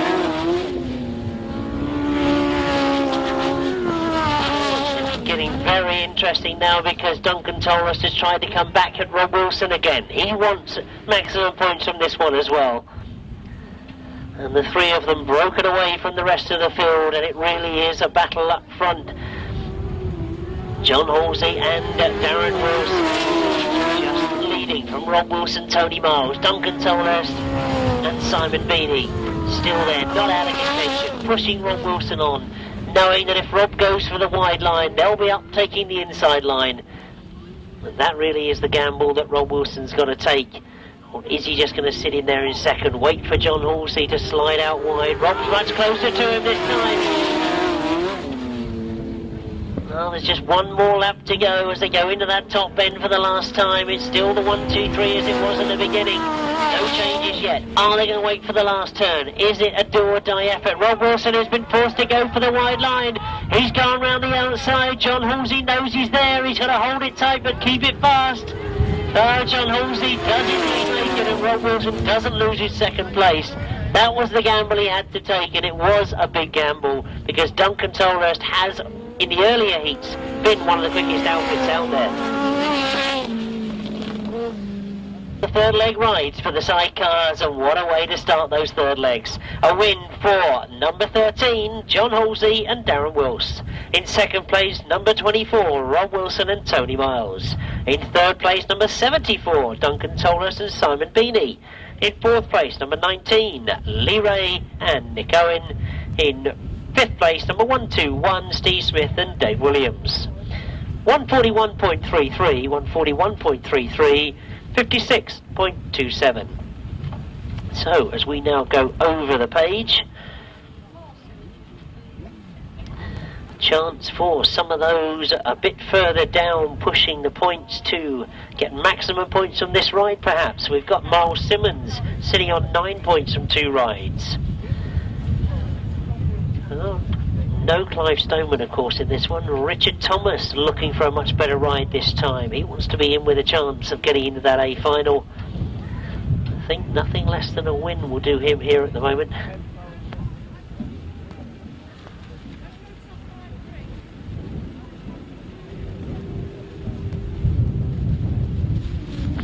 So away we go. Who's going to pick up maximum points from race 25 as they come past me? It all got very, very close indeed. Problems for Matt from Roller, I think, and he nearly had Richard Thomas going over the top of him. But they got away with it. Richard Thomas is in second place, and while all that was going on, somebody, and I will try and identify who, has got themselves to the front. As they come off that pit bend, it all did get very, very close in front of me here as they went up that first straight. It's Ian Lee Amos has got himself to the front. Richard Thomas chasing him hard though in second place. Matt from Roller in third. All eyes on that first place as Ian Lee Amos and Paul Phillips made the best of that first bend while all the mayhem was going on in front of us here on that starting straight. He just kept on the outside and kept it hard and stayed in front. As they go into that top bend, has he found a gap on the inside? Look to see how they come out on that top turn, and Richard Thomas has got through. Now he's forced Ian Lee Amos to go very, very wide indeed, so Matt from Roller comes through as well. Oh, that really was unfortunate for Ian Lee Amos. He tried to stay with Richard Thomas, but there was a big, big gap on the inside of him, and Matt from Roller saw it and come through. Now Matt from Roller in the last lap was pushing for the lead as well, because he knows there must be a chance. There is plenty of opportunities to pass on this circuit. He's got very, very close to Richard Thomas as they come down the back straight. He knows he's got one more lap to go. He's seen Ron Wilson try the outside line. He's going to give it a go as well, all the way around the outside. Richard Thomas knows he's there, and it's going to be tight to the line because they're together as they come out. And Matt from Roller's done it. Oh, a tremendous last turn from Matt from Roller and Andy Wilson. I think Richard Thomas locked up in the middle of the bend. That did give them the advantage. They could cut back on the exit of the bend, but a tremendous last bend and a terrific effort from Matt from Roller and Andy Wilson.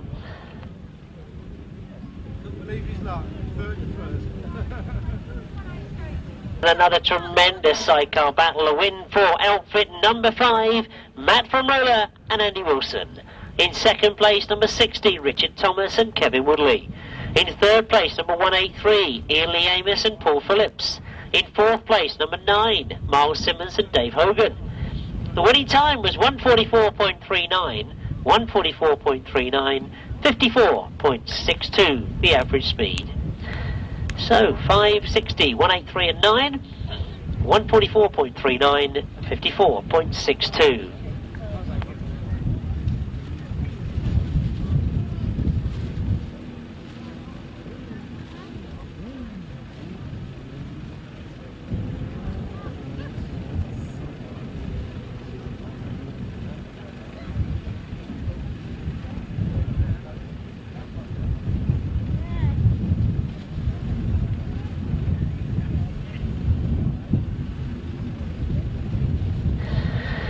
So as we look to the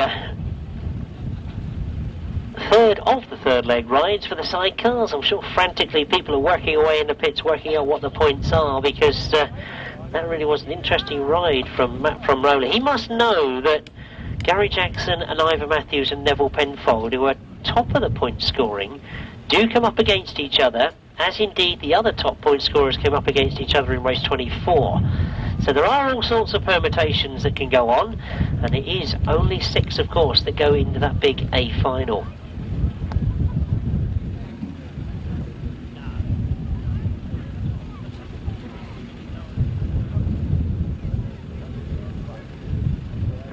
And while we're waiting for the sidecars to get to the start line, can I ask and remind you all that you should be back behind the fourth rope. They're obviously there for your own safety. The distances have all been calculated over the years, and if I could just ask you politely, if you could make sure that kids and dogs and everything else are all back behind that last fourth rope. It's all for your own safety, and we don't want any horrible things happening at all, so if you could move back behind the ropes, very much appreciated.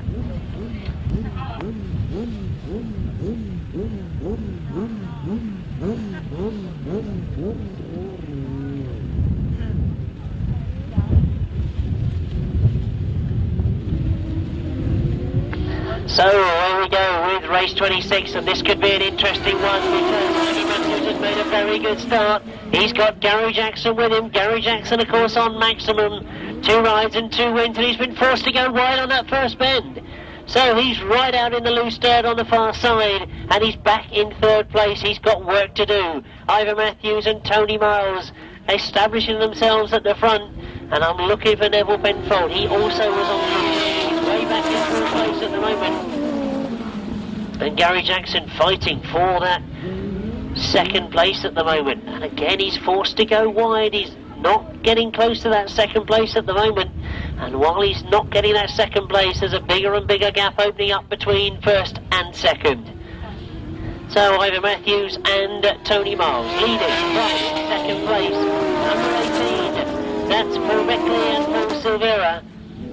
They hold 2nd. They indeed are holding back Gary Jackson, or are they? Gary Jackson now finds a way through, gets himself up in the 2nd, but it's taken him best part of 3 laps to do it, and there's a big gap between him and Ivor Matthews. Into the last lap they go. Perhaps we can watch the time for Ivor Matthews. He really does look to be flying. This will knock Gary Jackson off the top of the point scoring. He was equal with Duncan Tollers, but Duncan, of course, finished in that 3rd place in his 3rd ride, which will put him on to 18 points overall.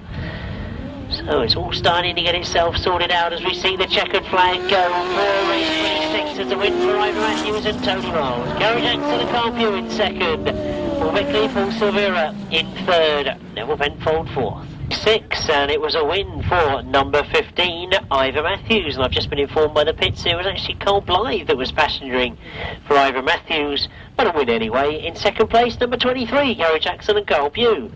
In 3rd place, number 18, Paul Beckley, Paul Silvera. In 4th place, number 2, Neville Penfold and Colin Hill.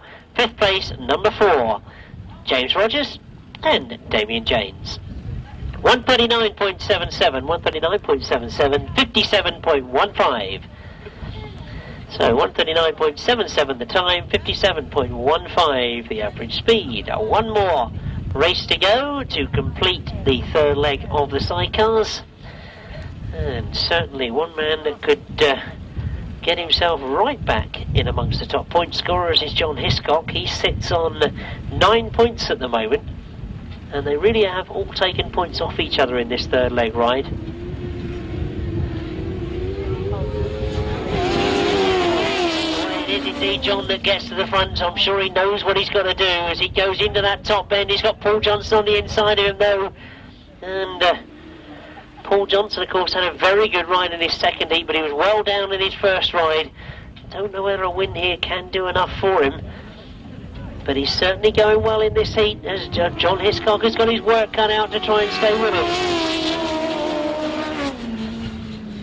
Seth Blythe and I thought that was Carl. I don't know whether Carl has quickly jumped off Ivor's machine and got back on with Seth, but they're sitting in 3rd place at the moment, as indeed Paul Johnson and Jason Gill, ironically, who used to passenger for John Hiscock.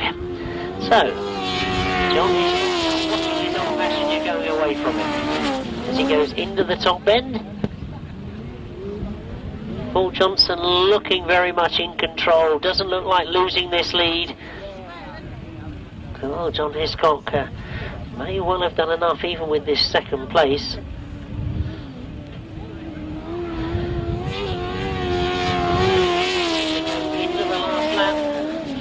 Trying to calculate what's happened with the point situation. Then we want 6 to go into the A final.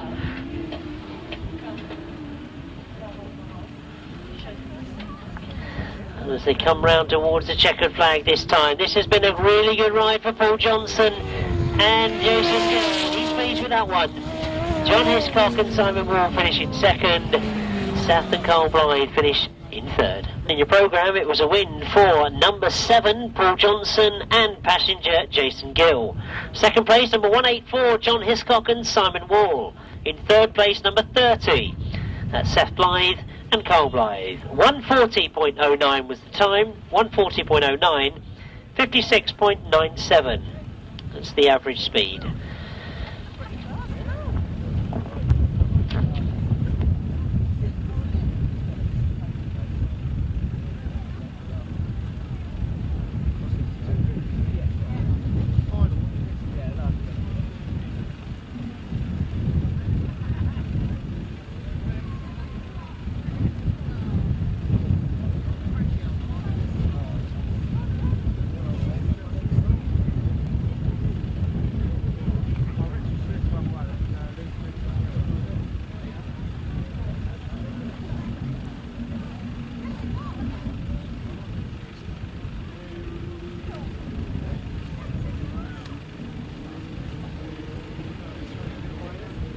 Oh, so I'm quickly trying to work out the points for the sidecars, who's qualified for the final. We're underway quickly with the 250 final. 250 third leg, I should say.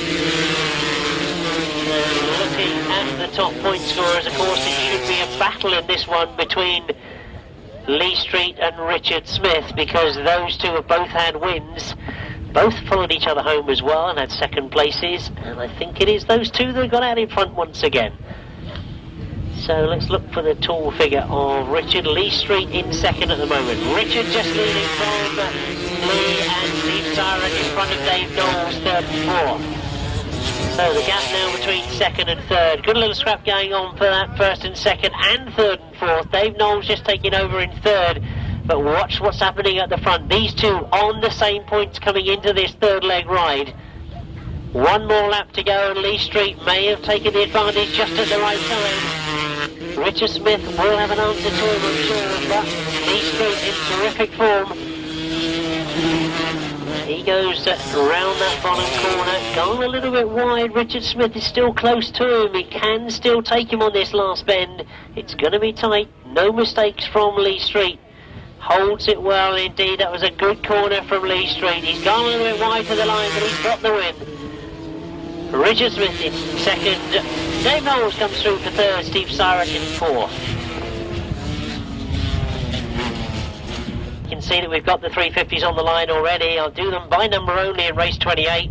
It was in first place 75, second 33, third 60, fourth 62, fifth 31, sixth 82, seventh 80, eighth 201, and ninth 59. The winning time was 129.15, 129.15, 56.45, 56.45. 75, 33, 60, 62, 31, 82, 80, 201 and 59. So we're with the 350s. Now again, this has really been a battle between two riders. Just as I said, we've got four together going into that first turn.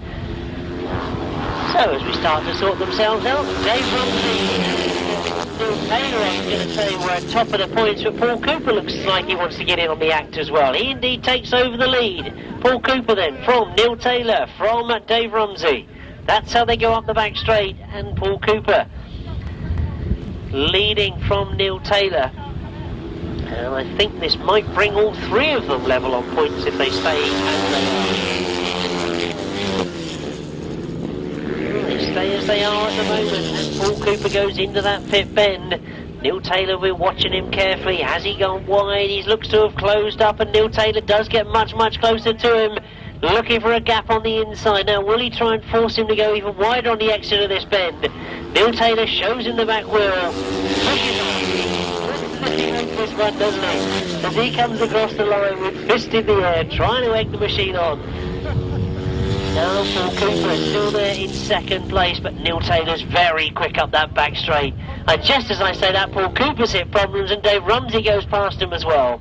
So it's going to be as it was in the very first race of the day for the 350s. Neil Taylor, Dave Rumsey in second. And it means that number 83, Nathan Irwin, comes through and takes third place. Oh, indeed, very, very disappointing for Paul Cooper. A tremendous ride there. And, of course, he had such a great ride in the British Championships last year. Well, let's get on and give you a result of race 29. For the 350s, it was a win for number 173, Neil Taylor. In second place, number 10, Dave Rumsey. In third place, number 83, Nathan Irwin. And in fourth place, number 76. Fifth place goes to number 111, and the winning time 128.02, 128.02, 57.17 was the average speed. So you should have 173, 10, 83, 76, 111, 128.02, 57.17.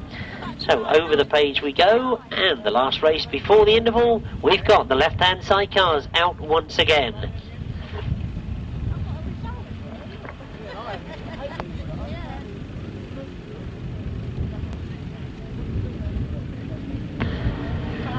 So away we go. Now we know that we've seen wins for Rob Heath and for Tony Penfold. Looking to see who we've got in this one. Tony Penfold, I think it is, that's leading as he comes off that first turn. Graham Hilton is there in second place. Right, is Rob Heath and Neil Marshall, so they're the ones that have got the work to do as they try and make up from that third place. Getting away at the moment is number 25, Tony Penfold and Carl Bell. Graham Hilton trying to stay close to them with Colin Clark in the chair, working hard, trying to hold it tight on that top bend. Always run the risk of breaking away in the middle of the bend, leaving a very big hole for whoever behind you trying to come through. And at the moment, Robbie still there in third place. After that Heat win, I thought that Rob Heath was going to be a serious contender to Tony Penfold, but Tony at the moment has got away from the rest of the field and really is stamping his authority on this one. Just one more lap to go. He looks very, very quick indeed, Tony Penfold. Now Rob Heath has started to make a move there. He comes on the inside of Graham Hilton. Graham tries to respond and indeed has been forced to go wide on that pit bend. Now if he can keep the speed on, he won't lose any advantage, but as I say that, you can see that Rob Heath has made a better exit out of the bend, and Graham going very, very wide. It's almost lost his third place as well.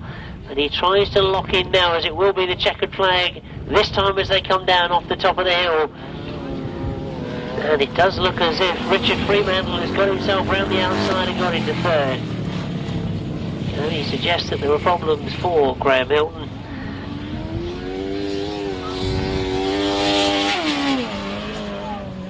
Interval. Let's quickly give you the result of that last race, and then obviously you can enjoy the interval as well. It was a win for number 25, Tony Penfold and Carl Bell.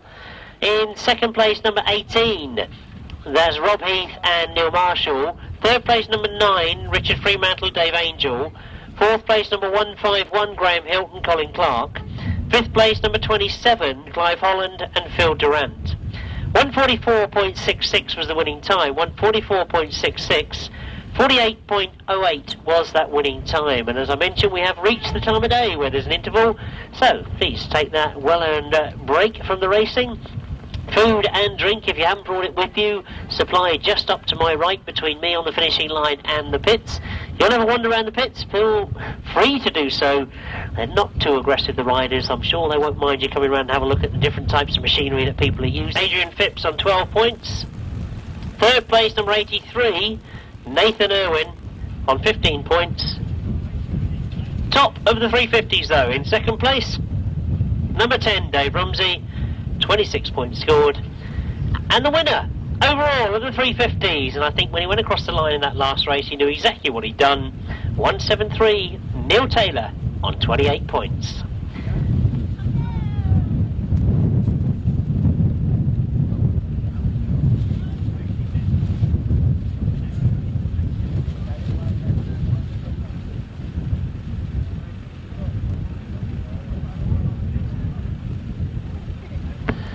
So, two riders only on the line. This is a runoff. This is a place in the A final. The loser goes into the B final.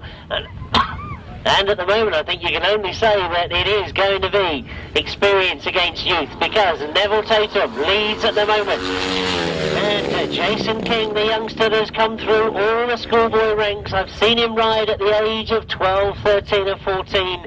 Some brilliant performances, and indeed now come through in his riding speedway. That is beating Neville Tatum going to be a bit of a tall order for him. Neville Tatum, a very, very experienced rider. You will recognise the surname, I know. He is, of course, younger brother of Kelvin Tatum, and a brilliant rider himself. But Jason doesn't look to be giving up, does he? He certainly wants to make a fight of it. Neville looking as if he might have done enough, but Jason chasing after him. One more lap to go for these two riders, and Neville very cautiously looks over his shoulder. Is there going to be a challenge? Where will it come from? Jason King in second place at the moment. Knows that means a place in the B final. Well, Neville has gone extremely wide on that bottom bend, but it does look now as if he's done enough. A last corner challenge from Jason King, but very sensibly he just sits there and does just enough to get into the B. Well, so that concludes the qualifiers for the Solo A final, which is race 33 in your programme, because obviously they're going to give a bit of breathing space for Jason King to get his breath back, to say the least, after that tough little run-off he had with Neville Tatum. So let's have a quick look at the qualifiers, and we'll try and work out which one it is that isn't going. I can't see the very bright yellow outfit of James Rogers. I can only assume at the moment that it's that one that's not going. Or perhaps both of them are not going, I've just been told. Right, anyway, let's look at the ones that are going. They are number 2, Neville Penfold and Colin Hill. Number 184, John Hiscock and Simon Wall. Number 183, Ian Lee Amos and Paul Phillips. Number 5, Matt from Roller and Andy Wilson. 60, Richard Thomas and Kevin Woodley. Well, whatever has happened, we'll sort it out for you as they come past me the first time. We've got we have got 6 outfits on the line. As I mentioned, I can't see that very bright outfit, so I can only assume that Miles Simmons, in fact I think I can just make out Miles Simmons' bike in what effectively is gate 4. Well, I've been asked if I would give out for riders more than anything. The race 38, we had 6 qualifiers for that. We understand that 2 of them can't go. So if you are able to hear me up there in the paddock, in the John Castle Memorial Trophy race, race 38, joining that lineup, we can now have 99 and 121. Right, we've got the right hand final underway, and as they go flying into that first bend, the dust goes up and we pick them out as they come round that top bend. Richard Thomas has made the best of the first bends, but he's being challenged as he goes up the back straight. And there's a quick change in first place as they come round off that pit bend.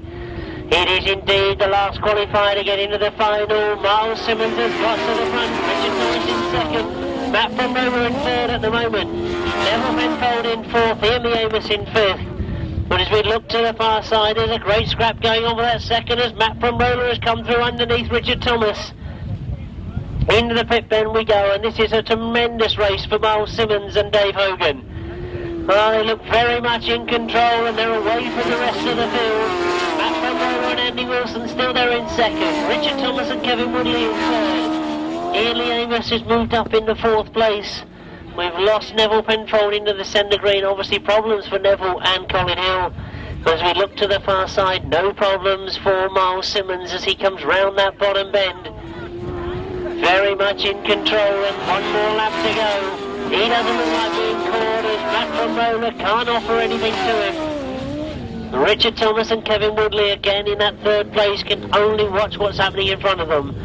And we also see problems for number 183, Ian Lee Amos and Paul Phillips.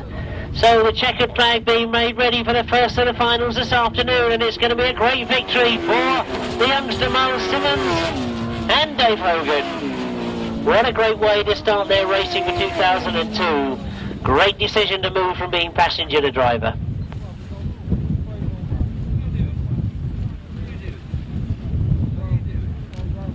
Race 33 in your programme, the right-hand sidecar B final. It was indeed a tremendous victory for number 9. That's the outfit of Miles Simmons and Dave Hogan.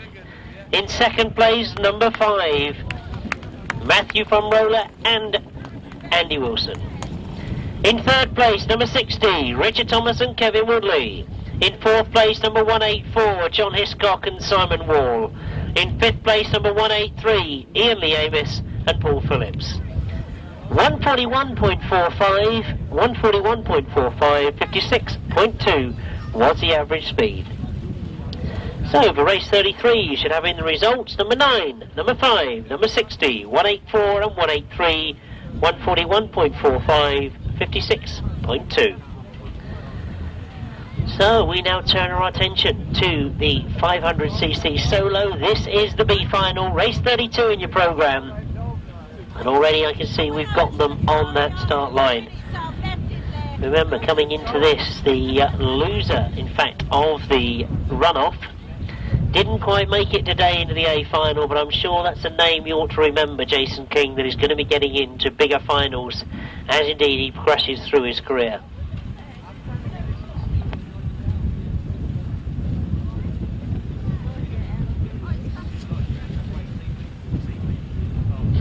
So, although he's dropped down into the B final, he's got some tough competition in this one as well, because Paul Cooper goes. Number 9, Mitch Godden goes. Number 153 is, of course, Thomas Cooper. And indeed, as I say that, they're all underway and looking at that first bend. Pick them out for you as they come round.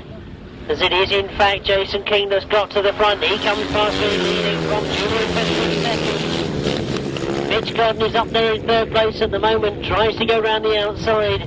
Looking for the outside line around Julian Phipps, but while those two are battling, you can see that Jason King has got away. So, great shame perhaps that he wasn't in that A final, but he's certainly showing that he's well capable of winning this B final against some very good company.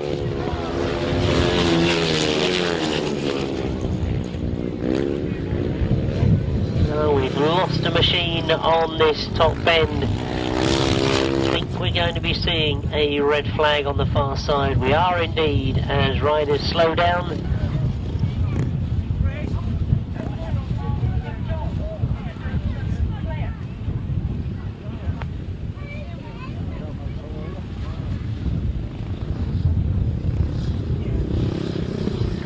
Well, we did have a little bit of lost property brought in earlier on. If anybody's lost a diary, 2002 diary, it has been handed in here, and I do know that up at the pit box there is a walkie-talkie type thing, a modern sort of handset local communications radio. So if anybody's lost that, they can go and see the pit box. But as I say, I've got a diary handed in here if anybody has lost one. Certainly put some money in this new lot. Won the lottery. I haven't a clue. It's a lot of money though. I believe it was up in the millions. So. You perhaps race 34 in your programme this will be, and coming out to contest for the 2002 Champion of Champions title will be outfit number 13. That's John Halsey and Darren Wilce. Getting to the final on equal points was number 15, Ivor Matthews and Tony Miles. Also on equal points to the final, number 23, Gary Jackson and Carl Pugh. Joining them will be number 74, Duncan Tollis and Simon Beanie. You might remember about some very, very quick times earlier in the day. Number 24, Rob Wilson and Tony Miles. Number 7, Paul Johnson and Jason Gill.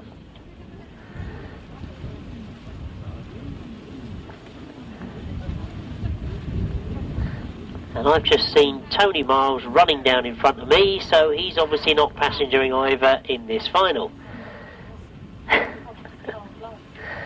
So I'm going to go for the default of saying it's probably Carl Blythe that is passengering Ivor Matthews. So they get underway. This is the A final. This is the one they've raced for as they get in that first turn.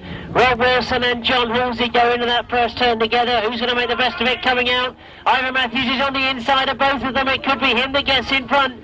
Rob Wilson goes for the lead. John Halsey's gone underneath Ivor Matthews. The three of them together as they go into that pit bend. This is the sort of A final we expected to see. John Halsey trying to find a way through. Rob Wilson and John Halsey battling out for that second place. While they're having their own little battle, Rob Wilson is able to get away from them a little bit. Fires down the back straight. He really is motoring on as he goes down that back straight. Ivor Matthews looks to have won the battle for second, has got himself into second place. John Halsey's got another little battle on for that third place, but at the moment it's Rob Wilson and Tony Miles. They're absolutely dominating things. Gary Jackson, in fact, has moved through into that third place in front of John Halsey and Darren Wilce. Darren looking for second as well as Gary Jackson goes through into second.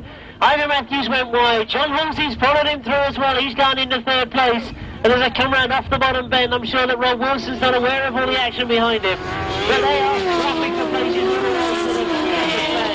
Rob Wilson and Tony Miles, though, had been going very, very wide earlier on in the day. They've obviously changed something because absolutely right for the final. As they go down the back straight, they really do have a very big margin as they come round that pit bend. And they're going to see the checkered flag. It's going to be champion of champions for them. They take it. Gary Jackson and John Pugh in second. John Halsey and Jason and Darren Wilce in third place.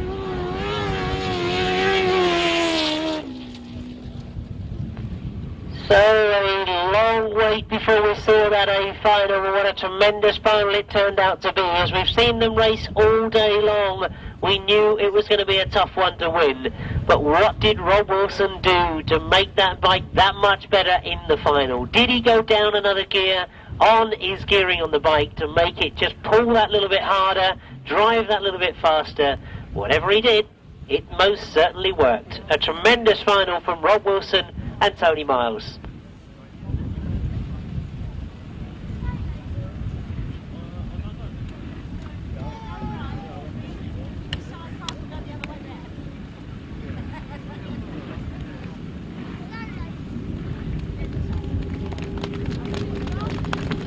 Well, indeed, as they come round to receive your congratulations, we can only apologise for the delay beforehand, but obviously I'm sure you'll appreciate that the best interests of the injured riders are always taken as paramount.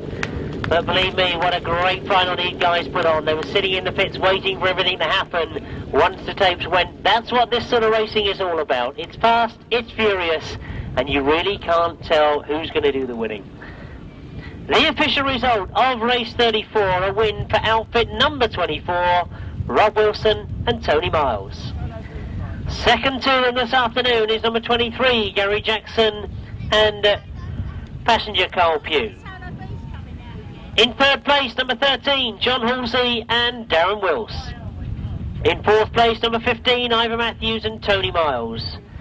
In fifth place, number 74, Duncan Tolhurst and Simon Beanie. In sixth place, number 7, Paul Johnson and Jason Gill. 140 exactly was the winning time, 140.0. 57.02. 140, 57.02. So, having had sufficient breathing space, I think we are now looking at the restart of race 32 in your programme. Quickly check that we've got Jason King, Paul Cooper, Julian Phipps I can see on the line.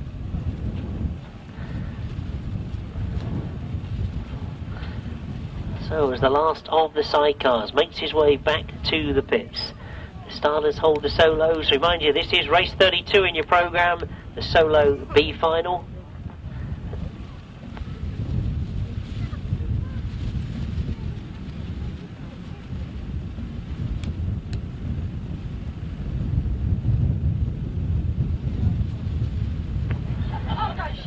Oh, looking across the far side, this is the solo B final, but we've got a lot of talent sitting over there as they get underway. Jason King has once again made a terrific start.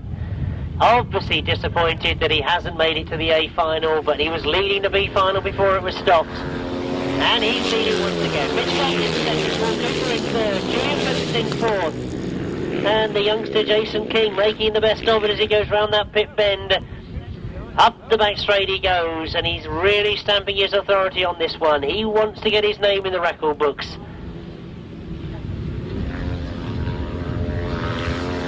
Well, of course, we have still got the A final to come.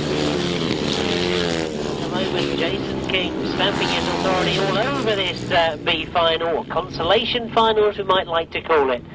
Up the back straight he goes. It's going to be the last lap flag for him this time as he comes round. Remind you once again, this is race 32 in your programme. And Jason King looks to be making it in. Mitch Clark still there in second, Paul Cooper in third. And I've spotted Tom Cooper in fourth place there, and that looks to me to be the spare bike that I was introduced to this morning. Remember Tommy Palmer Racing? That looks to be one of his. Checker flag goes then for the big final. Jason King it is, in fact, as he goes across the line. Mitch Cudden in second. So that indeed concludes the racing for those riders this afternoon, finishing in the Solo B final.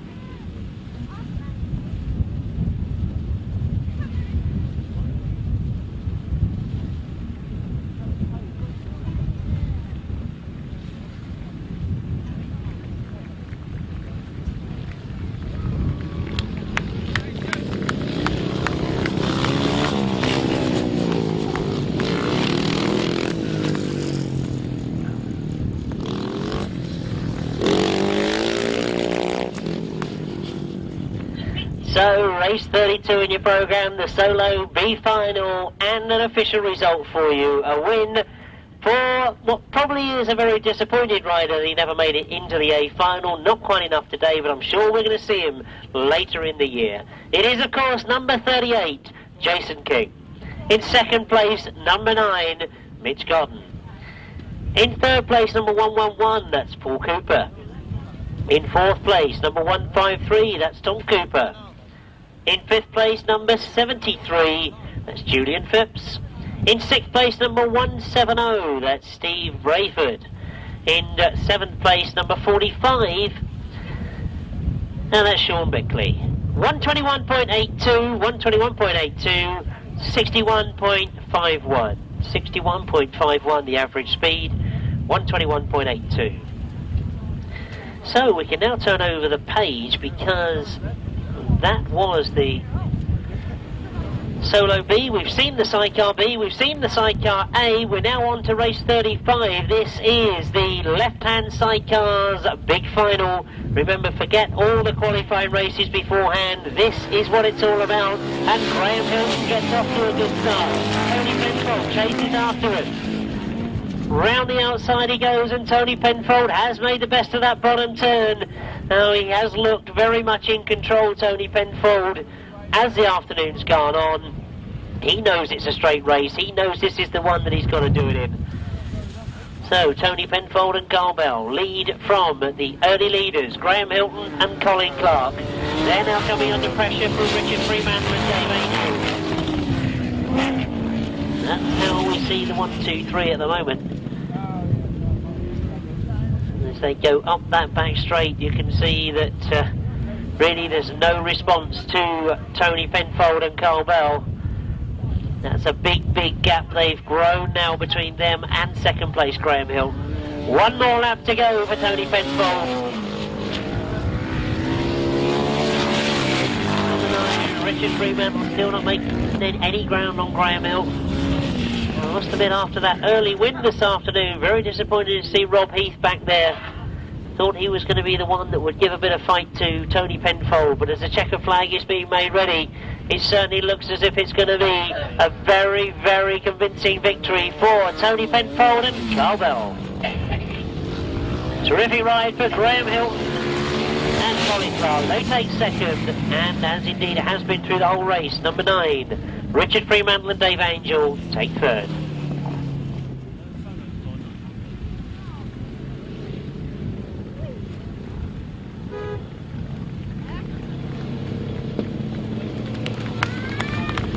Well, indeed, congratulations to Tony Penfold, a very, very convincing victory. Let's give you the official result then of race 35, the left-hand sidecar final.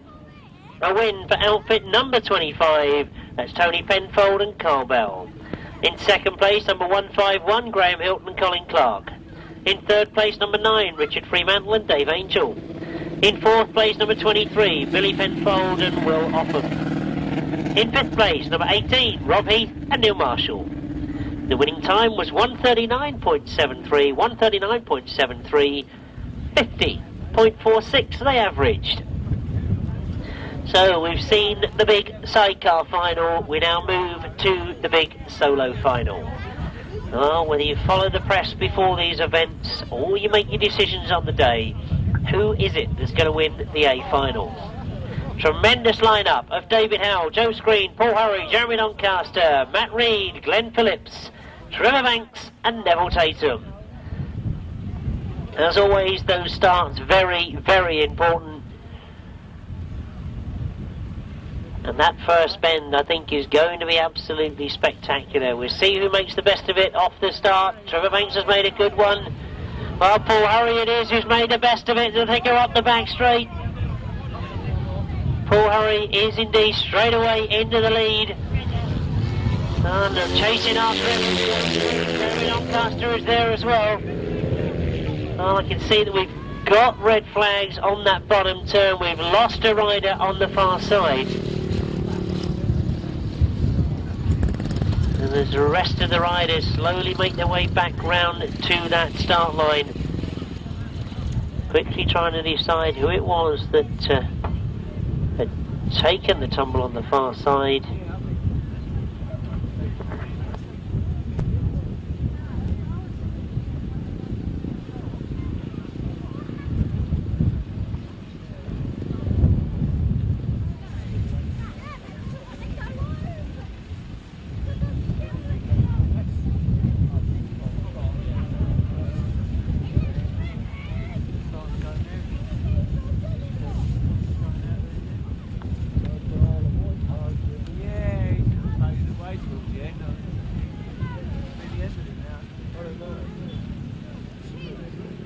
You can see races 37, 38 and 39 in your programme. They were only going to be run if there was time permitting. Well, obviously we've had these couple of stops, so those races will not be run. As soon as the A final is finished, we'll try and get the riders down here for the presentation and get the presentation underway as soon as possible. We understand that the ambulance has got to go away. He will be waiting for this one race, which we've now got on the line and indeed got underway. This is the big A final. This is Champion of Champions as they go into that first turn. Paul Hurry it is has made the best of the starts and got round the first turn. Joe Screen is the rider up in second. In third. Now the flying David Howe in fourth place at the moment. What can he do to get through? It looks like he's got past Trevor Banks as Paul Hurry's gone very, very wide and Joe Screen goes through. In fact, they've all gone through inside Paul Hurry. It looks as if there's problems for Paul Hurry, as indeed David Howe has now got the chase on to catch the rider that he's been earlier on this afternoon. Joe Screen it is has got the lead and goes into that pit bend from David Howe in second place. Joe Screen maybe has changed something from that earlier heat. You remember that David Howe did get the first victory. He managed to beat Joe Screen earlier on this afternoon. But this is the final. This is the one where it's important. One more lap to go from Joe Screen. Trevor Banks is still there in third place. Glen Phillips and Doncaster having their own little battle for fourth and fifth place. But up the back straight he goes. Tremendous to see him back from injury, Joe Screen. And we do read in the press that he's going to be seen in a lot more grass tracks this year. Tremendous start to the season then for number 17, Joe Screen. He takes the Champion of Champions final. David Howe, what a tremendous prospect he's turning out to be. He sits there in second place. The old campaigner, yes, I'm allowed to say it, Trevor Banks in third place. Tremendous ride from him yet again. But, well, was that worth waiting for? A tremendous start. Paul Hurry so very unlucky, pushing his bike back to the pits, as you can see.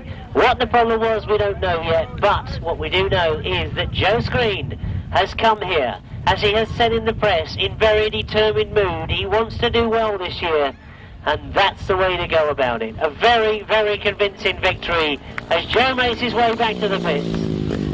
We hope we can only say that we're going to see more of him this season. That's what he's predicting. That's the sort of racer that he is. Well, if you have got to rush off, I hope that you've enjoyed the racing here this afternoon. If you're here for the very first time, I can only apologise to you for the intervals that we've had. But of course, at all times, the utmost care and attention is taken in the best interest of the riders.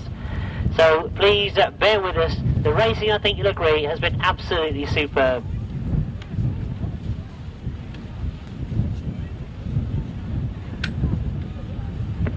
So, just catching up then on the official result for those of you that keep your programmes 100%. The last race of the day, the solo A final, was a win for number 17, Joe Screen. In second place, number 1, David Howe. In third place, number 12, Trevor Banks. In fourth place, number 42, Glen Phillips. In fifth place, number 6, Jeremy Doncaster. In sixth place, number 25, Neville Tatum. The winning time was 1:19.57, 1:19.57, 63.24 they averaged. So those are the last results of the day for you. 17, 1, 12, 42, 6 and 25, 1:19.57, 63.24. Everybody here that is collecting awards for 250, 350, right-hand sidecar and 500 solo, of course. But if you're not here yet, if you've heard me up in the pits, you need to be here as soon as possible, because we've got the awards, we've got somebody to present them, we just need you guys down here now. So, we'll start with the 250s, and before I do that, obviously I need to introduce to you the person who's doing the presentations. In gratitude, really want to say, as a very big thank you to Mrs. Anne Roberts. You are the wife of the landowner, they told me, but I consider you to be part of the landowner in this day and age. Our days, of course, we can't run these sports without people like yourselves giving us these fantastic venues. And I will quickly ask you, have you enjoyed what you've seen this afternoon? Yes, I have. Very much so. Well, that will do for me, because that means that hopefully we'll be back here again. Well, I hope you will. Well, it was excellent here, and indeed, giving out the trophies, thank you very much indeed for that. So, we need some riders up here to collect these trophies, and we start as always with the 250s. Over a heat scoring, and indeed a fight to get to this third place. Tremendous rides this afternoon. Good to see him picking up another award. Dave Knowles!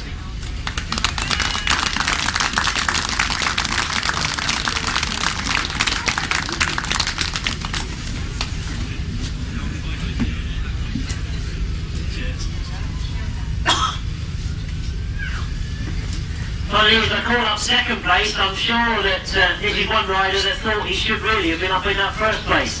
It wasn't to be. Second place it was overall. Richard Smith.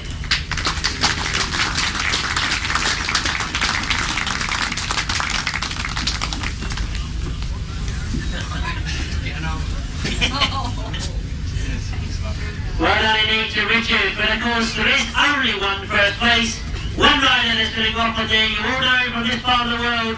He is a very, very successful 250 rider. He is, of course, Lee Street.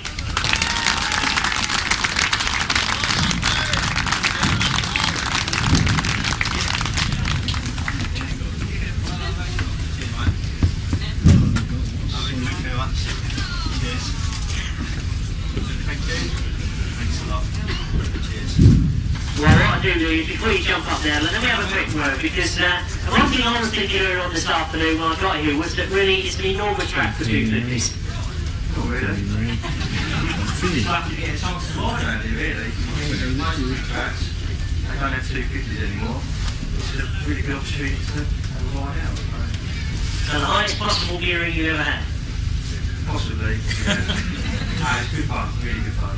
Yeah, and some very tough racing as well. He pushed you a long way, all the way through, didn't he? He always does, yeah. He normally comes out and blocks with the tail, but better with the tail. Well done indeed. Well, he's taking position with the photograph. Let's go through again.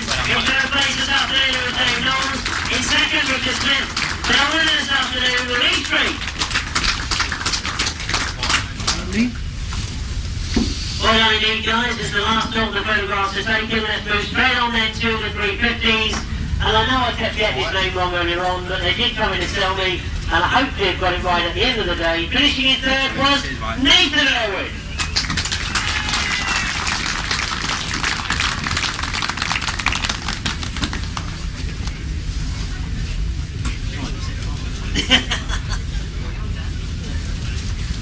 So we've got third place. Let's move on to second now, and I'm sure you'll be seeing a very big smile from this guy.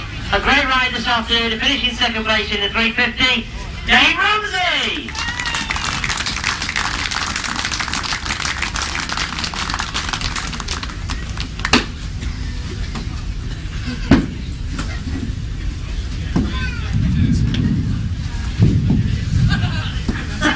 Oh, it's coming in on me there. Right. Well, we've got third, we've got second. Of course, we've now got to pull up number one. And the number one, when I look back through the record books, of course we didn't run in 2001. It got rained off in 2000, way back in 1999. The winner of the Champion of Champions for the 350 was a gentleman by the name of Neil Taylor. Would you believe he's gone and done it again? Let's have first place up here for Neil Taylor.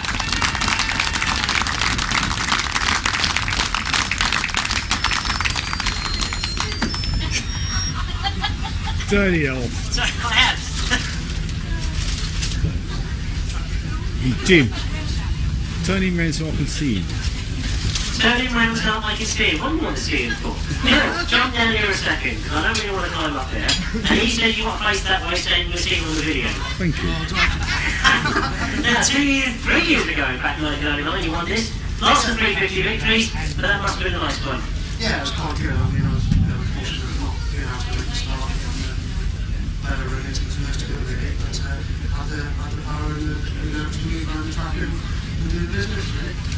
Well, yeah, I was intrigued when you went across the line in that third one, because I reckon you worked it out exactly what you had to do. Yeah, I knew what I had to do. It was a bit of a pain that Mr. Cooper popped out at the start and sort of that was up a little bit, to be honest, and I managed to get by without Dave sneaking around the outside like he did, wasn't one of these all point, but yeah, I'll put it together well now. Well, indeed, it did come together well. The winners of the 350 this afternoon. In third place, Braidford. In second there, Rumsey. And our winner, Neil Taylor.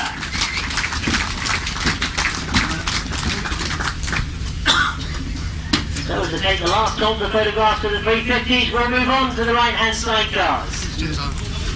Left hand. Oh, wonderful. You can write that one down there. Back to the drawing board. Very important to use it to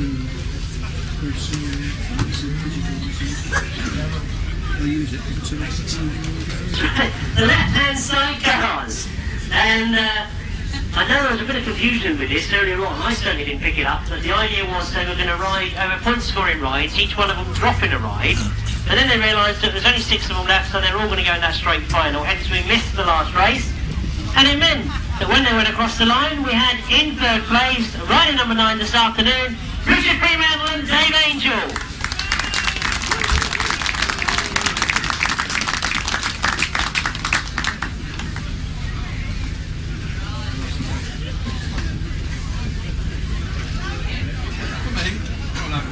Well done indeed for third place there, Richard Fremantle and Dave Angel. We're on to second place. And I know I'm going to get some stick for this one. He's not very often up on winners' rostrums, but he is this afternoon. 151, of course, is Graham Hilton and Colin Clark.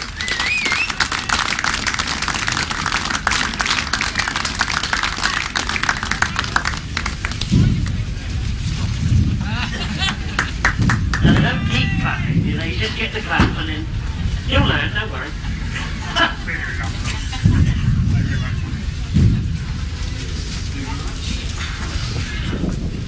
But of course, there was one outfit out there this afternoon that only these guys could catch. He looked very, very determined.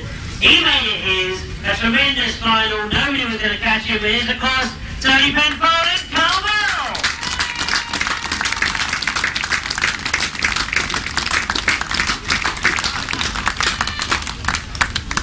All right, it stopped again.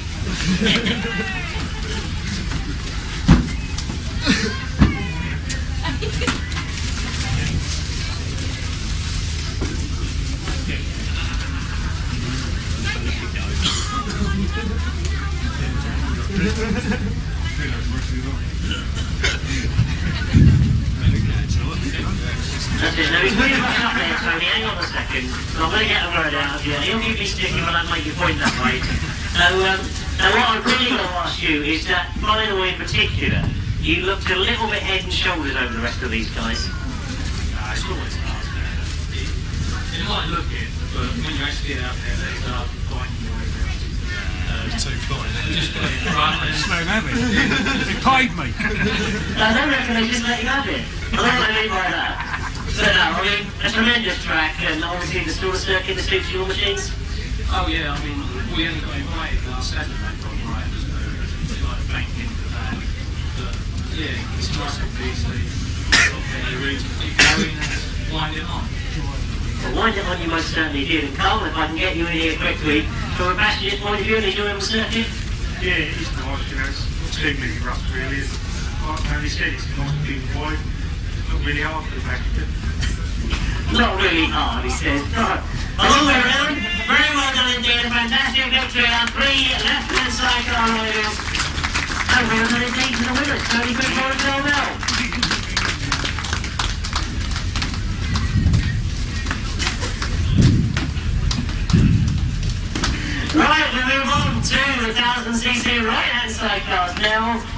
And of course we knew this was going to be a tough one all day long. They love this circuit, it's very fast, it's very big, and this is the sort of racing we want to see.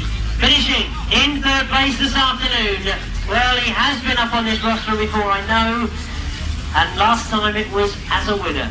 Well, third this afternoon, he was a winner last weekend at the Salisbury Scissor. It is, of course, John Halsey and new passenger Darren Wilce.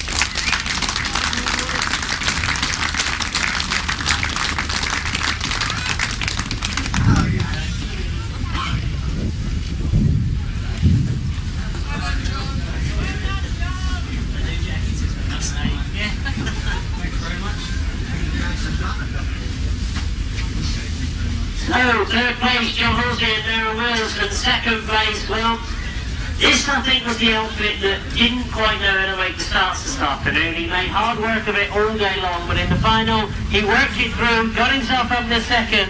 It was too much of a challenge to catch the front runners, but a good second place for Gary Jackson and Pugh.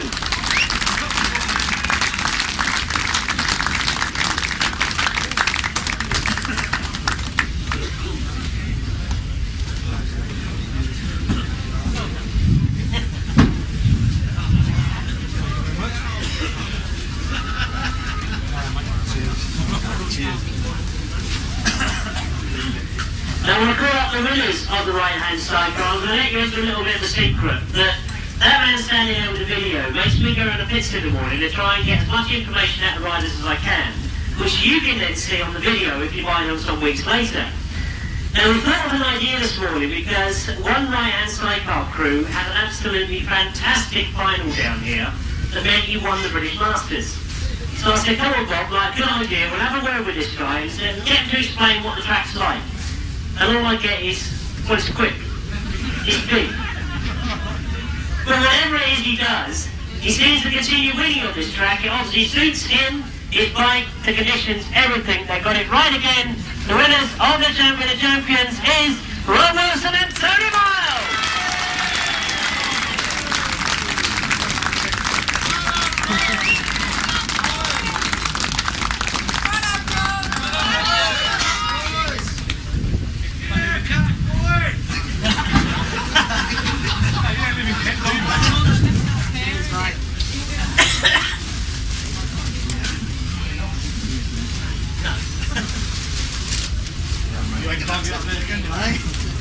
You can't rush up there, Rob. You know I'm going to have a word with you first. And we do speak this morning, so you're well prepared for it, but you've got to look in the machine again. Because what I'm going to ask you first of all is, you didn't seem to be going too well earlier on today. No, not really. I mean, to be honest with you, we spoke this morning and it's hard work now, and if you make these finals, you've done your hard work, I mean, you've just got to get on with it, so. But it is difficult because everybody, I think, you know, we said years ago that, you know, people were, there was 4 or 5 there, but now, yeah, there's probably 8 or 9 of you that can do it, you know, so it's getting that good. It really is getting that good, and I think you've hit the nail on the head actually, because I keep saying to the crowds actually that when we start these finals, we just don't know who it is. You know, it really is becoming that close now. I think again you proved it this afternoon, but a fantastic final. Yeah, you're right, Jim. I mean, I'm sure if I left the line, you know, perhaps in 5th or 6th place, that's probably where I would have stayed. So we were lucky enough to make a good start, and you know, at the end of the day, we come out and do our job. And Tony, it looks to be your track. I wouldn't say our track, but I was there to come out of the gate. We'll see it going. That's where you start. And a fantastic ride this afternoon. You got it right at the right time. Yeah, we've done the one like Rusty used to say, there's pizza show, finals we know, that's the one we've done, that's the main one. Well, that was his good practice if you were isn't it? Well done indeed. Two of the cycle winners, John Halsey and Darren Wilce, Gary Jackson, Ron Wilson and Tony Penfold.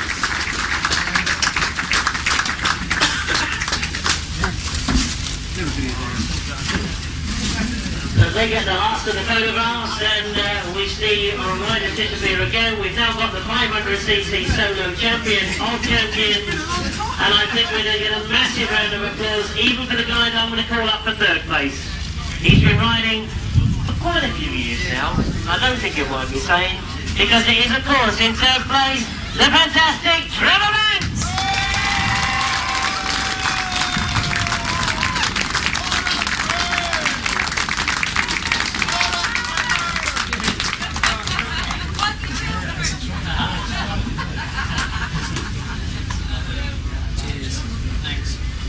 still going strong, but he's got some young contenders out there now that he's got to compete with, and one that I'm sure some of you may have only seen for the first time this afternoon. A tremendous young prospect that had a win last weekend, which I was party to, and I could say that he really was fantastic then. He was going brilliantly this afternoon. It looked as if it was going to be his day again, but unfortunately he's got to be content with second place. It is, of course, David Howe.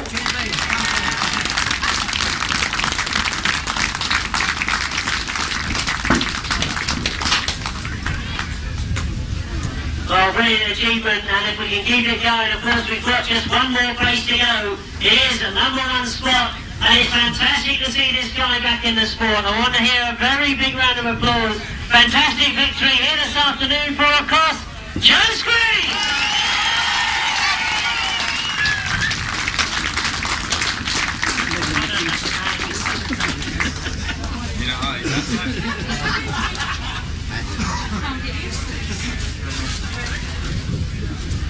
Well, we'll have a few words, Joe, before you jump up there for the photographs, because, you know, obviously reading in the press, I've seen you quite a bit, you know, it really was horrendous injuries that you recovered from, and the good news a few weeks ago, after all the mayhem of whether you were going to be riding Speedway, whether the sponsors were helping you, this, that and the other, you're back. And we heard the words that you are determined to be back at a few big meetings again. Yeah, it's sort of, you know, a long way out, sort of didn't know how I was going to go, and I've come back to find it fit. You know, I've had all the metal out of my leg, and confidence is high, and that shows. It did indeed show this afternoon. Superb track, isn't it? Yeah, I always love down here, you know, and put a brilliant meeting on today, and well done to them. Quick say to the Vortex team for giving a hand, and Prince Sparkle for being the team manager. Cheers, boys. Well done indeed, because without that support, obviously it doesn't happen. But Joe, the other thing I've got to ask you really is, that guy finished second to you? Yeah, we didn't in the final. Well, I think that answers it actually. It sets it up nicely for another few meetings a bit later on, and we are going to be seeing you this year, aren't we? Yeah, it's good, you know, I want to get back in the long track, best track side, you know, after being accident Tuesday, clear tonight, so should see me quite a few more meetings. Well, that's fantastic news, Joe. Well done indeed this afternoon. The winners of the 500cc solo, Trevor Banks in third, David Howe in second, and our winner, Joe Screen.